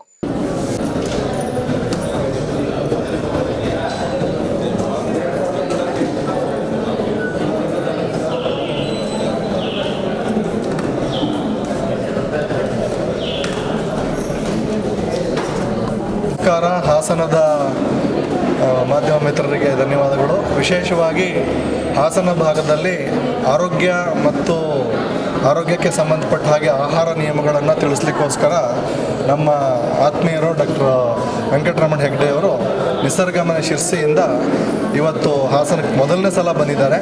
ನಮ್ಮ ವೇದ ಭಾರತೀಯ ಶ್ರೀ ಹರಿಹರಪುರ ಶ್ರೀಧರ್ಜಿ ಅವರ ಸಹಕಾರದ ಜೊತೆಗೆ ಈ ಕುರುಹಿನ ಶೆಟ್ಟಿ ಸಮುದಾಯದ ನೀಲಕಂಠೇಶ್ವರ ಸಮುದಾಯ ಭವನದಲ್ಲಿ ಇವತ್ತು ಆರೋಗ್ಯ ಶಿಬಿರವನ್ನು ನಡೆಸ್ತಾ ಇದ್ದೇವೆ. ಹಾಸನಕ್ಕೆ ಪ್ರಥಮ ಬಾರಿ ನಮ್ಮ ಡಾಕ್ಟರ್ ಹೆಗ್ಡೆ ಅವರು ಬಂದಿರೋದ್ರಿಂದ ನಮ್ಮ ಸಂಸ್ಥೆಯ ಮೂಲಕ ಇವರಿಗೆ ಇಲ್ಲಿಗೆ ಸ್ವಾಗತವನ್ನು ಕೋರಿ ಇವತ್ತು ಸಾರ್ವಜನಿಕರಿಗೆ ಉಚಿತವಾಗಿ ಆರೋಗ್ಯ ತಪಾಸಣೆ, ಆಹಾರ ನಿಯಮಗಳ ಜೊತೆಗೆ ಅವರಿಗೆ ಜೀವನ ಶೈಲಿಯ ಬದಲಾವಣೆಗೋಸ್ಕರ ಒಂದಷ್ಟು ವಿಶೇಷವಾದ ಮನೆಮದ್ದುಗಳ ಜೊತೆಗೆ ಸಾಕಷ್ಟು ಉಪಯೋಗಕಾರಿಯಾಗುವಂತಹ ಫಂಕ್ಷನಲ್ ಮೆಡಿಸಿನ್ ಸಿಸ್ಟಮನ್ನು ಅಡಾಪ್ಟ್ ಮಾಡಲಿಕ್ಕೆ ನಾವು ಇವತ್ತು ಇಲ್ಲಿ ಎಲ್ಲರಿಗೂ ಅಡ್ವೈಸ್ ಮಾಡ್ತಾ ಇದ್ದೇವೆ. ನಮ್ಮ ಡಾಕ್ಟರ್ ವೆಂಕಟರಮಣ ಹೆಗ್ಡೆ ಅವರು ಈಗಾಗಲೇ ಕರ್ನಾಟಕದ 20 ಜಿಲ್ಲೆಗಳಿಗೂ ಹೆಚ್ಚು ಭಾಗದಲ್ಲಿ ಈ ಸೇವೆಯನ್ನು ಮಾಡಿದ್ದಾರೆ. ಬೆಂಗಳೂರಿನ ನಮ್ಮ ಸಂಸ್ಥೆಯಲ್ಲಿ ವಿವೇಕಾನಂದ ಕೇಂದ್ರದಲ್ಲೂ ಕೂಡ ಕಳೆದ 15 ವರ್ಷಗಳಿಂದ ಅವರು ಸೇವೆ ಮಾಡ್ತಾ ಇದ್ದಾರೆ. ಮತ್ತು ನಿಸರ್ಗ ಮನೆ ಶಿರ್ಸಿ ಬಂದು ಒಂದು ಅದ್ಭುತವಾದ ಲೋಕ ಅದು. ಅಲ್ಲಿ ಸಾವಿರಾರು ಜನ ಪೇಷಂಟ್ಗಳು ಪ್ರತಿ ವರ್ಷ ಬರ್ತಾರೆ. ಈಗಾಗಲೇ 150 ಬೆಡ್ ಹಾಸ್ಪಿಟಲ್ ರೆಡಿ ಇದೆ. ಅಲ್ಲಿ ಪ್ರಕೃತಿ ಚಿಕಿತ್ಸೆ, ಆಯುರ್ವೇದ ಚಿಕಿತ್ಸೆ, ಯೋಗ ಚಿಕಿತ್ಸೆ, ಸೂಜಿ ಚಿಕಿತ್ಸೆ, ಜೊತೆಗೆ ಆಹಾರ ಚಿಕಿತ್ಸೆ, ಔಷಧ ಚಿಕಿತ್ಸೆ ಎಲ್ಲ ನಡೀತಾ ಇದೆ. ಆಯುಷ್ ಆಸ್ಪತ್ರೆ, ವೇದ ವೆಲ್ನೆಸ್ ಸೆಂಟರ್, ವೇದ ಆರೋಗ್ಯ ಕೇಂದ್ರ ಈಗಾಗಲೇ ನಡೀತಾ ಇರೋದ್ರಿಂದ ಅಲ್ಲೂ ಕೂಡ ಬೇರೆ ಬೇರೆ ರಾಜ್ಯಗಳಿಂದ ಕೂಡ ಇತ್ತೀಚೆಗೆ ಜನ ಬರಲಿಕ್ಕೆ ಶುರು ಮಾಡಿದ್ದಾರೆ. ಮತ್ತು ಈ ಒಂದು ಪದ್ಧತಿ ತುಂಬ ಸರಳವಾಗಿದೆ, ಸುಲಭವಾಗಿದೆ ಮತ್ತು ಸಾಮಾನ್ಯ ತಲೆನೋವಿನಿಂದ ಹಿಡಿದು ಕ್ಯಾನ್ಸರ್ಗೆ ಎಲ್ಲ ರೋಗಗಳಿಗೂ ಉಪಯೋಗಕಾರಿಯಾಗಿದೆ. ಹಾಗಾಗಿ ಇದನ್ನು ಹಾಸನ ಜನತೆಗಳು ಉಪಯೋಗ ಪಡಿಸ್ಕೊಳ್ತಾ ಇದ್ದಾರೆ. ಇವತ್ತು ನಾಳೆಯೂ ಕೂಡ ಉಪಯೋಗ ಮಾಡಿಕೊಳ್ಳಲಿಕ್ಕೆ ಅನುಕೂಲ ಇದೆ. ಹೀಗೆ 2 ತಿಂಗಳಿಗೊಮ್ಮೆ ಈ ಥರ ಶಿಬಿರವನ್ನು ಇಲ್ಲಿ ಮಾಡಲಿಕ್ಕೆ ನಾವು ಯೋಜನೆ ಮಾಡಿದ್ದೇವೆ. ನಮ್ಮ ಡಾಕ್ಟರ್ ವೆಂಕಟರಮಣ ಹೆಗಡೆ ಅವರ ಮಾತುಗಳನ್ನು ಕೇಳೋಣ. ಹೆಗಡೆಗಳು, ನೀವು ಮಾತಾಡಿ. ನಮಸ್ಕಾರ. ವಾಸ್ಕ್ ಯೋಗ ಗುರೂಜಿಯವರಿಗೆ ವಂದನೆಯನ್ನು ಹೇಳ್ತಾ, ಅವರೇ ಇನ್ಸ್ಪಿರೇಷನ್ನು ಇಲ್ಲಿ ಹಾಸನದಲ್ಲಿ ಮಾಡಿ ಕ್ಯಾಂಪನ್ನು ಅಂಥೇಳಿ ಅವರು ಮಾಡಿಸಿದರು. ಈ ಒಂದು ನೀಲಕಂಠೇಶ್ವರ ಸಭಾಭವನದಲ್ಲಿ ಇವತ್ತು ಹಾಗೂ ನಾಳೆ ಸಂಜೆ 4 ಗಂಟೆವರೆಗೆ ನಾವು ಅವೈಲೇಬಲ್ ಇರ್ತೇವೆ. ಹಾಸನದ ಎಲ್ಲ ಸಾರ್ವಜನಿಕರು ಇದರ ಪ್ರಯೋಜನವನ್ನು ಪಡ್ಕೊಳ್ಬೋದು. ಬೆಳಗ್ಗೆ ಅಂದರೆ ಫಸ್ಟು ಕನ್ಸಲ್ಟೇಷನ್ ಕಾರ್ಡ್ ಮಾಡೋದು ಉಚಿತವಾಗಿರುತ್ತೆ, BP ಚೆಕ್ ಮಾಡೋದು ಉಚಿತವಾಗಿರುತ್ತೆ, ಶುಗರ್ ಚೆಕ್ ಮಾಡೋದು ಉಚಿತವಾಗಿರುತ್ತೆ. ಆಮೇಲೆ ವೈದ್ಯರ ಜೊತೆ ಒಂದು ಭೇಟಿ ಆಗುತ್ತೆ, ಆಮೇಲೆ ನನ್ನ ಹತ್ರ ಭೇಟಿ ಆಗುತ್ತೆ. ಎಲ್ಲ ವೈದ್ಯರ ಜೊತೆ ಭೇಟಿನೂ ಉಚಿತವಾಗಿರುತ್ತೆ. ಔಷಧಿಗಳಿಗೆ ಮಾತ್ರ ನೀವು ಹಣ ಕೊಟ್ಟು ತೆಗೆದುಕೊಳ್ಬೇಕಾಗತ್ತೆ. ಇಲ್ಲಿ ಮುಖ್ಯವಾಗಿ ಆಟೋ ಇಮ್ಯೂನ್ ಡಿಸಾರ್ಡರ್ಸ್, ಚರ್ಮದ ಕಾಯಿಲೆಗಳು, ಕಡಿಮೆ ಆಗಲಾರಂಥ ಕಷ್ಟಕರವಾದ ತೊಂದರೆಗಳನ್ನು ನಾವು ಕಡಿಮೆ ಮಾಡಲಿಕ್ಕೆ ಔಷಧಿಗಳನ್ನು ಕೊಡ್ತಾ ಇದ್ದೇವೆ. ಸಿರಿಸಿಯಲ್ಲಿ ಕಳೆದ ಅನೇಕ ವರ್ಷಗಳಿಂದ ನಿಸರ್ಗ ಮನೆ ವೇದ ವೆಲ್ನೆಸ್ ಸೆಂಟರ್ ಅನ್ನುವಂಥ ಒಂದು ಆಸ್ಪತ್ರೆ ನಡೆಸ್ಕೊಂಡು ಬಂದಿದ್ದೇವೆ. ಅಲ್ಲಿ ಈಗಾಗಲೇ ಗುರುಗಳು ಹೇಳಿದಂತೆ ಸಾವಿರಾರು ಜನರು ಪ್ರಯೋಜನವನ್ನು ಪಡ್ಕೊಂಡಿದ್ದಾರೆ, ಲಕ್ಷಾಂತರ ಜನರು ಬಂದು ಹೋಗ್ತಾ ಇದ್ದಾರೆ. ಸೊ ಈ ಒಂದು ವ್ಯವಸ್ಥೆಯ ಆಯುಷ್ ಚಿಕಿತ್ಸೆ, ಭಾರತೀಯ ಚಿಕಿತ್ಸಾ ಪದ್ಧತಿಯನ್ನು ನಾವೆಲ್ಲರೂ ಸೇರಿ ಮುಂದೆ ತರಬೇಕಾಗಿದೆ. ಈ ಒಂದು ಪ್ರಯತ್ನಕ್ಕೆ ವಾಸ್ ಗುರೂಜಿ ಅಂತ ಗುರೂಜಿಯವರು ಸಹಾಯ ಮಾಡ್ತಾ ಇದ್ದಾರೆ. ಅವರು ಕೂಡ ಆನ್ಲೈನ್ ಯೋಗ ಕ್ಲಾಸಸ್ಸನ್ನು ತೆಗೆದುಕೊಂಡು ಇಡೀ ಪ್ರಪಂಚದಿಂದ ಯೋಗ ಸಾಧಕನ ಹೊಂದಿದ್ದಾರೆ. ಹೀಗೆ ಯೋಗ, ಆಯುರ್ವೇದ, ಪ್ರಕೃತಿ ಚಿಕಿತ್ಸೆ ಇದೆಲ್ಲವೂ ಕೂಡ ಇಡೀ ಭಾರತದಲ್ಲಿ, ವಿದೇಶದಲ್ಲಿ ಇವತ್ತು ಜನಪ್ರಿಯ ಆಗ್ತಾ ಇದೆ. ಇನ್ನೂ ಹೆಚ್ಚಿನ ಜನಪ್ರಿಯತೆಯನ್ನು ಇದು ಪಡ್ಕೊಳ್ಬೇಕು, ಜನರಿಗೆ ಒಳ್ಳೆಯದಾಗಬೇಕು ಅನ್ನುವಂಥ ಅಭಿಪ್ರಾಯದೊಂದಿಗೆ ಪ್ರತಿ 2 ತಿಂಗಳಿಗೊಮ್ಮೆ ಇಲ್ಲಿ ಬರಬೇಕು ಅಂತ ಹೇಳಿದ್ದಾರೆ. ಜನರ ರೆಸ್ಪಾನ್ಸ್ ಏನೋ ಇವತ್ತು ತುಂಬ ಚೆನ್ನಾಗಿದೆ. ಈಗಾಗಲೇ 100 ಜನಕ್ಕೂ ಹೆಚ್ಚು ಜನ ತೋರಿಸ್ಕೊಂಡಿದ್ದಾರೆ. ನೋಡೋಣ, ಆದಷ್ಟು ಮಾಡಿ 2 ತಿಂಗಳಿಗೊಂದು ಸಲ ಬರಲಿಕ್ಕೆ ಪ್ರಯತ್ನ ಮಾಡ್ತೇವೆ ಅನ್ನುವಂಥ ಮಾತನ್ನು ಹೇಳ್ತಾ ಹಾಸನದ ಎಲ್ಲ ಮಾಧ್ಯಮ ಮಿತ್ರರಿಗೂ ಧನ್ಯವಾದವನ್ನು ಅರ್ಪಿಸ್ತಾ ಧನ್ಯವಾದಗಳು. ಕೆಪಿಎಸ್ ಮ್ಯಾಗ್ನೆಟ್ ಹೆಸರಿನಲ್ಲಿ ಮುಚ್ಚಲೊರಟಿರುವ ಸರ್ಕಾರಿ ಹಿರಿಯ ಪ್ರಾಥಮಿಕ ಶಾಲೆಯನ್ನ ಉಳಿಸಲು ಎಐಡಿಎಸ್ಒ ನೇತೃತ್ವದಲ್ಲಿ ಪ್ರತಿಭಟನೆ ನಡೆಸಿದರು. ಇಂದು ನಡೆದ ಹೋರಾಟದಲ್ಲಿ ಜಿಲ್ಲಾ ಸಂಚಾಲಕಿ ಚೈತ್ರ ಮಾತನಾಡಿ, ಸರ್ಕಾರ ಎಪಿಎಸ್ ಮ್ಯಾಗ್ನೆಟ್ ಹೆಸರಿನಲ್ಲಿ ಗ್ರಾಮ ಪಂಚಾಯಿತಿಗೊಂದು ಸರ್ಕಾರಿ ಶಾಲೆ ಮಾಡುತ್ತೇವೆ ಎಂದು ಹೇಳಿ 40,000ಕ್ಕಿಂತ ಹೆಚ್ಚು ಸರ್ಕಾರಿ ಶಾಲೆಗಳನ್ನು ವಿಲೀನದ ಹೆಸರಿನಲ್ಲಿ ಮುಚ್ಚಲೊರಟಿದೆ. ಹಾಸನದಲ್ಲೂ ಕೂಡ 1942 ಸರ್ಕಾರಿ ಶಾಲೆಗಳು ಈ ಯೋಜನೆಯ ಅಡಿಯಲ್ಲಿ ಮುಚ್ಚಿ ಹೋಗುತ್ತವೆ. ಅದರಲ್ಲಿ ಈ ರಾಜಕಟ್ಟ ಶಾಲೆಯೂ ಕೂಡ ಒಂದು. ಈ ರಾಜಕಟ್ಟದ ಶಾಲೆಯಲ್ಲಿ 100 ಮಕ್ಕಳು ಶಿಕ್ಷಣ ಪಡೆದುಕೊಂಡಿದ್ದಾರೆ. 2-3 ವರ್ಷಗಳ ಹಿಂದೆ 20 ಇದ್ದ ಮಕ್ಕಳ ಸಂಖ್ಯೆ ಈಗ 41 ತಲುಪಿದೆ. ಅಷ್ಟು ಮಕ್ಕಳು ಇಲ್ಲಿ ಶಿಕ್ಷಣ ಪಡೆದುಕೊಳ್ಳುತ್ತಿದ್ದಾರೆ. ಊರಿನ ಗ್ರಾಮಸ್ಥರು ಹಾಗೂ ನೆರೆಯವರು ಸೇರಿ ಶಾಲೆಗೆ ಬಹಳಷ್ಟು ಸಹಾಯ ನೀಡಿ ಅದನ್ನು ಒಂದು ಮಟ್ಟಿಗೆ ಅಭಿವೃದ್ಧಿಪಡಿಸಿದ್ದಾರೆ. ಅಲ್ಲಿ ಶಿಕ್ಷಣ ಪಡೆಯುತ್ತಿರುವವರೆಲ್ಲರೂ ಕೂಡ ಬಡ ರೈತರ, ಕೂಲಿ ಕಾರ್ಮಿಕರ, ವಲಸೆ ಕಾರ್ಮಿಕರ ಮಕ್ಕಳು. ಆ ಊರಿನಲ್ಲಿರುವ ಸರ್ಕಾರಿ ಶಾಲೆಯೇ ಅವರೆಲ್ಲರಿಗೂ ಪ್ರಾಥಮಿಕ ಶಿಕ್ಷಣದ ಆಸರೆ. ಆದರೆ ಅದೇ ಶಾಲೆ ಇಂದು ಎಪಿಎಸ್ ಮ್ಯಾಗ್ನೆಟ್ ಹೆಸರಿನಲ್ಲಿ 5 ಕಿಲೋಮೀಟರ್ಗಿಂತಲೂ ದೂರ ಇರುವ ಭುವನಹಳ್ಳಿ ಶಾಲೆಗೆ ವಿಲೀನವಾಗುವ ಕಾರಣ ಮುಚ್ಚುತ್ತದೆ. ಎಷ್ಟೋ ಪೋಷಕರು ತಮ್ಮ ಮಕ್ಕಳನ್ನು ದೂರಿಗೆ ಕಳುಹಿಸಲು ಆತಂಕದಲ್ಲಿದ್ದಾರೆ ಎಂದು ಅವರು ಶಿಕ್ಷಣವು ಸಾರ್ವತ್ರಿಕವಾಗಿರಬೇಕು ಮತ್ತು ಎಷ್ಟೇ ಸಂಖ್ಯೆ ಇದ್ದರೂ ಅದು ಎಲ್ಲರನ್ನು ತಲುಪಬೇಕು. ಮಹಾತ್ಮ ಜ್ಯೋತಿಬಾ ಫುಲೆ ಅವರು ಬಲವಾಗಿ ಪ್ರತಿಪಾದಿಸಿದ್ದರು. ಅಜ್ಞಾನದ ಅಂಧಕಾರವನ್ನು ಹೊಡೆದೋಡಿಸಲು, ಮಹಿಳೆ ಮತ್ತು ದಲಿತರಿಗೆ ಜ್ಞಾನದ ಬೆಳಕನ್ನು ನೀಡಲು ಅವರು ಶಾಲೆಗಳನ್ನು ಆರಂಭಿಸಿದರು. ಕೇವಲ ಶಿಕ್ಷಣದಿಂದ ಮಾತ್ರವೇ ಮನುಷ್ಯರು ವಿಮರ್ಶಾತ್ಮಕ ಧೋರಣೆ ಮತ್ತು ಆತ್ಮ ಸನ್ಮಾನವನ್ನು ಹೊಂದಲು ಸಾಧ್ಯ ಎಂದು ಜ್ಯೋತಿಬಾ ನಂಬಿದ್ದರು. ಆದರೆ ಇಂದಿನ ಸರ್ಕಾರಗಳು ನಮ್ಮ ಎಲ್ಲ ಮಹನೀಯರ ಆಸೆಗಳನ್ನು ಗಾಳಿಗೆ ತೂರಿ ಇಂದು ವಿವಿಧ ಹೆಸರುಗಳ ಅಡಿಯಲ್ಲಿ ಸರ್ಕಾರಿ ಶಾಲೆಗಳನ್ನು ಮುಚ್ಚಲು ಮುಂದಾಗಿವೆ. ಇದೆಂತಹ ವಿಪರ್ಯಾಸ ಎಂದು ಪ್ರಶ್ನಿಸಿದ್ದರು. ಡಿಮ್ಯಾಂಡ್ ಜೊತೆಗೆ ಅಲ್ಲಿನ ಫೆಸಿಲಿಟೀಸ್ಗಳು ಕೂಡ ಇವಾಗ ತಕ್ಕ ಮಟ್ಟಿಗೆ ಚೆನ್ನಾಗಿದೆ. ಅಲ್ಲಿನ ಊರಿನ ಗ್ರಾಮಸ್ಥರು ಮತ್ತೆ ನೆರೆಹೊರೆಯವರು ಬಹಳ ಹೆಲ್ಪ್ ಮಾಡಿದ್ದಾರೆ ಆ ಶಾಲೆ ಡೆವಲಪ್ ಮಾಡಕ್ಕೆ. 2 ವರ್ಷದ ಹಿಂದೆ 20 ಮಕ್ಕಳಿದ್ದ ಶಾಲೆಯಲ್ಲಿ ಈ ವರ್ಷ 41 ಮಕ್ಕಳು ಮಕ್ಕಳಾಗಿದ್ದಾರೆ. ಸೊ ಹಾಗಿದ್ಮೇಲೆ ಆ ಶಾಲೆಯಲ್ಲಿ ಕಲಿಕಾ ಮಟ್ಟನೂ ಕೂಡ ಚೆನ್ನಾಗಿದೆ ಅಂತಾನೆ ಅರ್ಥ. ಹಾಗಾಗಿ ಆ ಶಾಲೆನ ಆ ಊರಿನಲ್ಲೇ ಉಳಿಸ್ಬೇಕು ಅಂತ ಹೇಳಿ, ಶಾಲೆ ಉಳಿಬೇಕು ಈ ಊರಿನಲ್ಲಿ ಅಂತ ಹೇಳಿ ವಿದ್ಯಾರ್ಥಿಗಳು ಮತ್ತೆ ಆ ಊರಿನ ಗ್ರಾಮಸ್ಥರು ಇವತ್ತು AIDSO ವಿದ್ಯಾರ್ಥಿ ಸಂಘಟನೆ ನೇತೃತ್ವದಲ್ಲಿ ಹೋರಾಟ ಮಾಡಿದೀವಿ. ಮುಂದೆ ನೋಡಬೇಕು, ಇನ್ನೂ ದೊಡ್ಡ ಮಟ್ಟದ ಹೋರಾಟ ಮಾಡ್ತೀವಿ. ಆ ಶಾಲೆನ ಮುಚ್ತೀವಿ ಅಂತ ಬಂದಾಗ ಕೂಡ ಇವಾಗೇನು ಒಂದು ಹೇಳಿಕೆ ಬಿಟ್ಟಿದ್ದಾರೆ, ಏನು KPS ಮ್ಯಾಗ್ನೆಟ್ ಹೆಸರಲ್ಲಿ ಮುಚ್ತೀವಿ ಅಂತ ಹೇಳಿ. ಇವಾಗಿದು ನಮ್ಮ ಒಂದು ತಕ್ಷಣದ ಪ್ರೊಟೆಸ್ಟ್. ಇದು ಇನ್ನು ಮುಂದೆ ಕೂಡ ಅತಿ ದೊಡ್ಡ ಮಟ್ಟದಲ್ಲಿ ಒಂದು ಬೃಹತ್ ಪ್ರತಿಭಟನೆ ಕೂಡ ಆಗುತ್ತೆ. ಪ್ರತಿ ಊರಲ್ಲೂ ಈ ಹೋರಾಟಗಳು ಇನ್ಮೇಲೆ ಹೆಚ್ಚಾಗುತ್ತೆ. ಬರೀ ರಾಜಘಟ್ಟ ಒಂದೇ ಶಾಲೆ ಅಲ್ಲ, ಇದು ಬರೀ ನಿದರ್ಶನ ಅಷ್ಟೇ. ಈ ರೀತಿ ಎಲ್ಲಾ ಊರುಗಳಲ್ಲೂ ಯಾವ್ಯಾವ ಹಳ್ಳಿಯಲ್ಲಿ ಯಾವ್ಯಾವ ಊರಿನಲ್ಲಿ ಇವರು KPS ಮ್ಯಾಗ್ನೆಟ್ ಹೆಸರಲ್ಲಿ ಶಾಲೆಗಳನ್ನ ಮುಚ್ಚಕ್ ಹೊಡ್ತಾರೋ ಆ ಎಲ್ಲಾ ಹಳ್ಳಿಯಲ್ಲೂ ನಾವು ಈ ರೀತಿ ಹೋರಾಟಗಳನ್ನ ಬೆಳೆಸ್ತೀವಿ. ಜನಗಳು ಸಜ್ಜಾಗಿ ನಿಂತ್ಕೋತಾ ಇದ್ದಾರೆ, ಪೋಷಕರು ವಿದ್ಯಾರ್ಥಿಗಳು ಸಜ್ಜಾಗಿ ನಿಂತ್ಕೋತಾ ಇದ್ದಾರೆ, ನಮ್ಮೂರಿನ ಶಾಲೆ ನಮಗ್ ಬೇಕು ಅಂತ ಹೇಳಿ. ಆ ಒಂದು ಹೋರಾಟಕ್ಕೆ AIDSO ವಿದ್ಯಾರ್ಥಿ ಸಂಘಟನೆ ನೇತೃತ್ವ ಕೊಡ್ತಾ ಇದೆ. ಪ್ರತಿಭಟನೆಯಲ್ಲಿ ರಾಜ್ಯ ಉಪಾಧ್ಯಕ್ಷರಲ್ಲೊಬ್ಬರಾದ ಚಂದ್ರಕಲಾ, ಜಿಲ್ಲಾ ಸಹ ಸಂಚಾಲಕರಾದ ಸುಷ್ಮಾ, ಕಾರ್ಯಕರ್ತರಾದ ರಂಗನಾಥ್, ತರುಣ್ ಹಾಗೂ ರಾಜಘಟ್ಟದ ಗ್ರಾಮಸ್ಥರಾದ ಧರ್ಮಪಾಲ, ಪುರುಷೋತ್ತಮ್, ರಮೇಶ್, ಗಂಗಾಧರ್, ಕಮಲಮ್ಮ, ಗಿರೀಶ್, ಆ ಶಾಲೆಯ ವಿದ್ಯಾರ್ಥಿಗಳು ಹಾಗೂ ಮುಂತಾದವರು ಭಾಗವಹಿಸಿದ್ದರು. ಪರಿಸರ ಸಂರಕ್ಷಣೆ ಹಾಗೂ ಹಸಿರು ಭವಿಷ್ಯದ ಕನಸು ನಮ್ಮಲ್ಲಿರಬೇಕು ಎಂದು Malnad engineering college eco club ವತಿಯಿಂದ ಆಯೋಜಿಸಿದ್ದ ವನ್ಯ ಚೈತನ್ಯ ಕಾರ್ಯಕ್ರಮದಲ್ಲಿ ಚೌಡಳ್ಳಿ ಜಗದೀಶ್ ತಿಳಿಸಿದರು. ಪರಿಸರ ಸಂರಕ್ಷಣೆಯ ಜವಾಬ್ದಾರಿ ಪ್ರತಿ ನಾಗರಿಕರಲ್ಲಿ ಬಂದಾಗ ಉತ್ತಮ ಸಮಾಜ ನಿರ್ಮಾಣಗೊಳ್ಳುವುದು. ಸಾಲುಮರದ ತಿಮ್ಮಕ್ಕರವರು ಗಿಡ ಮರ ಬೆಳೆಸಲು ತಮ್ಮ ಜೀವಮಾನವನ್ನೇ ಕಳೆದರು. ಅವರಂತೆ ಗಿಡ ಮರಗಳನ್ನು ಬೆಳೆಸುವಲ್ಲಿ ನಮ್ಮಲ್ಲಿ ಜಾಗೃತಿ ಮೂಡಬೇಕೆಂದರು. ನಿಸರ್ಗಕ್ಕೆ ದೊಡ್ಡ ಕೊಡುಗೆ ಕೊಡಬೇಕು. ಉತ್ತಮ ಗಾಳಿ ಸಿಗಬೇಕಾದರೆ ಪರಿಸರ ಸಂರಕ್ಷಣೆ ಅಗತ್ಯ. ಈಕೋ ಕ್ಲಬ್ ವಿದ್ಯಾರ್ಥಿಗಳು ನಾನಾ ಚಟುವಟಿಕೆಗಳನ್ನು ಮಾಡುತ್ತಿದ್ದಾರೆ. ಶಾಲಾ ವಿದ್ಯಾರ್ಥಿಗಳಿಗೆ ಪರಿಸರದ ಜಾಗೃತಿ ಮೂಡಿಸಲು ಹಲವಾರು ಸ್ಪರ್ಧೆ ಏರ್ಪಡಿಸಿರುವುದು ಸಂತೋಷವಾಗಿದೆ. ವಿದ್ಯಾರ್ಥಿಗಳು ಇದರ ಸದುಪಯೋಗ ಪಡೆಯುವುದು ಜೊತೆಗೆ ಪರಿಸರದ ಸಂರಕ್ಷಣೆಯಲ್ಲಿ ತೊಡಗಿಸಿಕೊಳ್ಳಿ ಎಂದರು.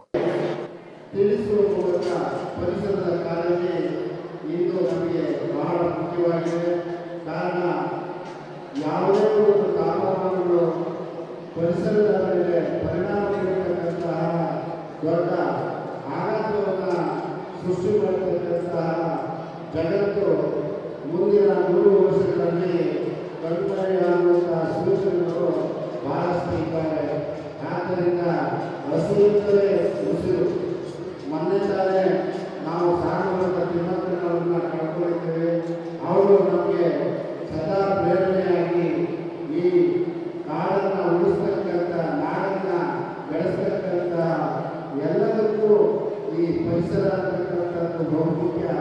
ಇದು ಬರೀ ತಾಪಮಾನವನ್ನು ಏರುಪೇರು ಮಾಡುವಂತಹ ಒಂದು ಶಕ್ತಿಯಲ್ಲ. ಈ ಒಂದು ಗಾಳಿಯಲ್ಲಿ ಆಮ್ಲಜನಕವನ್ನು ಬಿಟ್ಟಕ್ಕಂಥ ಮನುಷ್ಯರಿಗೆ ಹಾಗೂ ಪ್ರಾಣಿ ಸಂಕುಲಕ್ಕೆ ಬಹು ಉಪಯುಕ್ತವಾಗಿರ್ತಕ್ಕಂಥ ಒಂದು ವನ್ಯ ನಮ್ಮ ನಿಜವಾದ ಸಂಪತ್ತು. ನೀವು ಚಿನ್ನನ ದುಡ್ಡು ಆದರೆ ಪರಿಸರವನ್ನು ನಾವು ಕೊಟ್ಟುಕೊಳ್ಳಿಕ್ಕಾಗೋದಿಲ್ಲ. ಆ ಪರಿಸರದ ಹಿನ್ನೆಲೆಯಲ್ಲಿ ನಮ್ಮ ಹಾಸನ ಜಿಲ್ಲೆ ಪ್ರಮುಖವಾಗಿ ಮಲೆನಾಡ ಘಟ್ಟಗಳ ಒಂದು ಪ್ರಕೃತಿಯ ತಾಣವನ್ನು ಹೊಂದಿರತಕ್ಕಂತಹ ಸೌಂದರ್ಯವಾದಂಥ ಬಹು ಸಂಪತ್ಭರಿತವಾದಂತಹ ಜಿಲ್ಲೆ. ಇಂಥ ಜಿಲ್ಲೆಯಲ್ಲಿ ನಾವು ಹುಟ್ಟಿರುವುದೇ ನಾವು ಪುಣ್ಯ. ಇಂಥ ಒಂದು ಕೆಲಸಕ್ಕೆ ಕೈಯಾಗಿ ಮಲೆನಾಡು ತಾಂತ್ರಿಕ ಶಿಕ್ಷಣ ಸಂಸ್ಥೆಯ ಈಕೋ ಕ್ಲಬ್ಬಿನ ಸದಸ್ಯರು ಇಡೀ ಜಿಲ್ಲೆಗೆ ಸಾಗುವಂತಹ ಒಂದು ಒಳ್ಳೆಯ ಕಾರ್ಯಕ್ರಮ. ಈ ಕಾರ್ಯಕ್ರಮ ಬಹು ಮುಖ್ಯವಾಗಿ ಮಕ್ಕಳಲ್ಲಿ ಜಾಗೃತಿಯನ್ನು ಮೂಡಿಸಿ ಇಡೀ ನಾಡನ್ನು ಕಟ್ಟತಕ್ಕಂಥ, ಪರಿಸರವನ್ನು ಉಳಿಸ್ತಕ್ಕಂಥ, ನಮಗೆ ಹೆಮ್ಮೆಯನ್ನು ತರತಕ್ಕಂತಹ ಕಾರ್ಯಕ್ರಮ ಯಶಸ್ವಿಯಾಗಲಿ, ನಿಮಗೆ ಶುಭವಾಗಲಿ. ಪರಿಸರದ ಬಗ್ಗೆ ಹೆಚ್ಚು ಹೆಚ್ಚು ನೀವು ತಿಳ್ಕೊಳ್ಬೇಕಾದಂಥ ಅನಿವಾರ್ಯತೆ ಮತ್ತು ನಮ್ಮ ಬದುಕಿಗೆ ಮುಂದಿನ ಪೀಳಿಗೆಗೆ ಹಾಕಿಬಿಡುವಂತಹ ದೊಡ್ಡ ಸಾಧನೆ ನಿಮ್ಮ ಕೈಯಿಂದ ಆಗಲಿ. ನಿಮ್ಮ ಕಾರ್ಯಕ್ರಮ ಯಶಸ್ವಿಯಾಗಿ ನಮ್ಮ ಕಾಲೇಜಿಗೆ ಉತ್ತಮವಾದ ಹೆಸರು ಬರೆಸದೇ ಇರತಕ್ಕಂಥ ಆರೋಗ್ಯ ಮಾತುಗಳನ್ನು ಹೇಳಿ ನನ್ನ ಮಾತಿಗೆ ಕಾರ್ಯಕ್ರಮದಲ್ಲಿ ಮುಖ್ಯ ಅತಿಥಿಗಳಾಗಿ ವಿಭಾಗ ಅರಣ್ಯಾಧಿಕಾರಿ ಲಕ್ಷರ್ ನಾಯಕ್ ರವರು ಮಾತನಾಡಿ, ಹಾಸನ ಜಿಲ್ಲೆ ಭೌಗೋಳಿಕವಾಗಿ ಮಲೆನಾಡು, ಅರೆಮಲೆನಾಡು, ಬಯಲು ಸೀಮೆಯಿಂದ ಕೂಡಿದ್ದು ವಿಶೇಷವಾಗಿ ತಂಪಾದ ಹವಾಮಾನವಿದೆ. ಇಲ್ಲಿ ಬೆಟ್ಟ ಗುಡ್ಡಗಳು ಸಮತಟ್ಟು ಪ್ರದೇಶವಾಗಿದ್ದು ಇಲ್ಲಿ ಎಲ್ಲಾ ತರದ ಪ್ರಾಣಿಗಳಾದ ಆನೆ, ಹುಲಿ, ಸಿಂಹ, ಕರಡಿ, ಚಿರತೆಯಂತ ಪ್ರಾಣಿಗಳಿವೆ. ಹಾಸನ ಜಿಲ್ಲೆಯಲ್ಲಿ ಅತಿ ಹೆಚ್ಚು ಅರಣ್ಯ ಪ್ರದೇಶವಿದೆ. ಇಲ್ಲಿ ಗಿಡ ಮರ ಬೆಳೆಯುವುದರ ಜೊತೆಗೆ ಪ್ರಾಣಿಗಳನ್ನು ಸಂರಕ್ಷಣೆ ಮಾಡಲಾಗುತ್ತಿದೆ. ಪ್ರತಿ ವರ್ಷ Hassan Malnad engineering college eco club ವಿದ್ಯಾರ್ಥಿಗಳು ಪರಿಸರ ಸಂರಕ್ಷಣೆ ಬಗ್ಗೆ ವಿದ್ಯಾರ್ಥಿಗಳಿಗೆ ಜಾಗೃತಿ ಮೂಡಿಸುವ ಕೆಲಸವನ್ನು ವನ್ಯ ಚೈತನ್ಯ ಎಂಬ ಹೆಸರಿನಲ್ಲಿ ಮಾಡುತ್ತಿರುವ ಕಾರ್ಯಕ್ರಮಕ್ಕೆ ಅರಣ್ಯ ಇಲಾಖೆಯ ಸಹಕಾರವಿದೆ ಎಂದರು.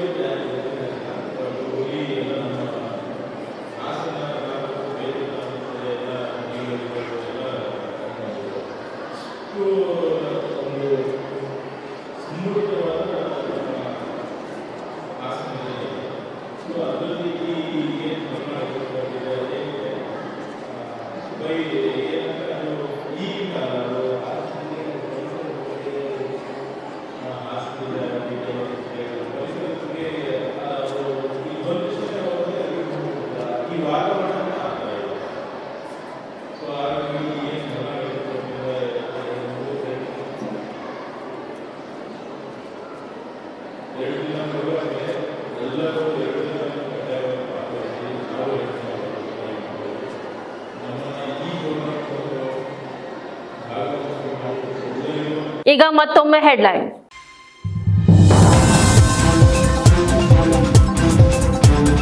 ಲಾರಿಗಳ ಎಫ್ಸಿ ಶುಲ್ಕ ಹೆಚ್ಚಳ, ಹಾಸನ ಗೂಡ್ಸ್ ಶೆಡ್ ಲಾರಿ ಮಾಲೀಕರ ಸಂಘದ ವತಿಯಿಂದ ಪ್ರತಿಭಟನೆ.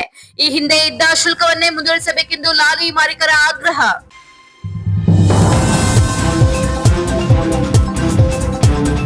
ಕನ್ನಡ ಜಗತ್ತಿನಲ್ಲಿ ಬಹಳ ಅದ್ಭುತವಾದ ಭಾಷೆ. 2500 ವರ್ಷಗಳ ಇತಿಹಾಸ ಇರುವಂತಹ ಭಾಷೆ ಕನ್ನಡ. ಅಧ್ಯಯನ ಕನ್ನಡೋತ್ಸವ ಕಾರ್ಯಕ್ರಮದಲ್ಲಿ ಮಲ್ಲೇಶ್ ಗೌಡ ಹೇಳಿಕೆ.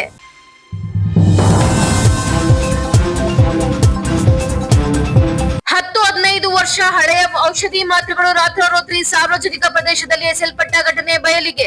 ಬಾಳ್ಲುಪೇಟೆ ಮಂಗಳೂರು ಕ್ಲಿನಿಕ್ ಹಾಗೂ ಸೋಜಾ ಮೆಡಿಕಲ್ ಸೀಸ್ ಮಾಡುವಂತೆ ಆಗ್ರಹ.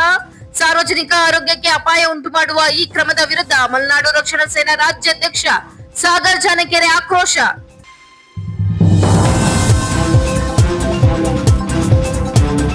ಇದಿಷ್ಟು ಈವರೆಗಿನ ಪ್ರಮುಖ ಸುದ್ದಿಗಳು. ಸಮಗ್ರ ಸುದ್ದಿಗಳಿಗಾಗಿ ನೋಡ್ತಾ ಇರಿ ಪಬ್ಲಿಕ್ ಎಕ್ಸ್‌ಪ್ರೆಸ್ ಕನ್ನಡ. ಪಯಣ ನಿಮ್ಮೊಂದಿಗೆ.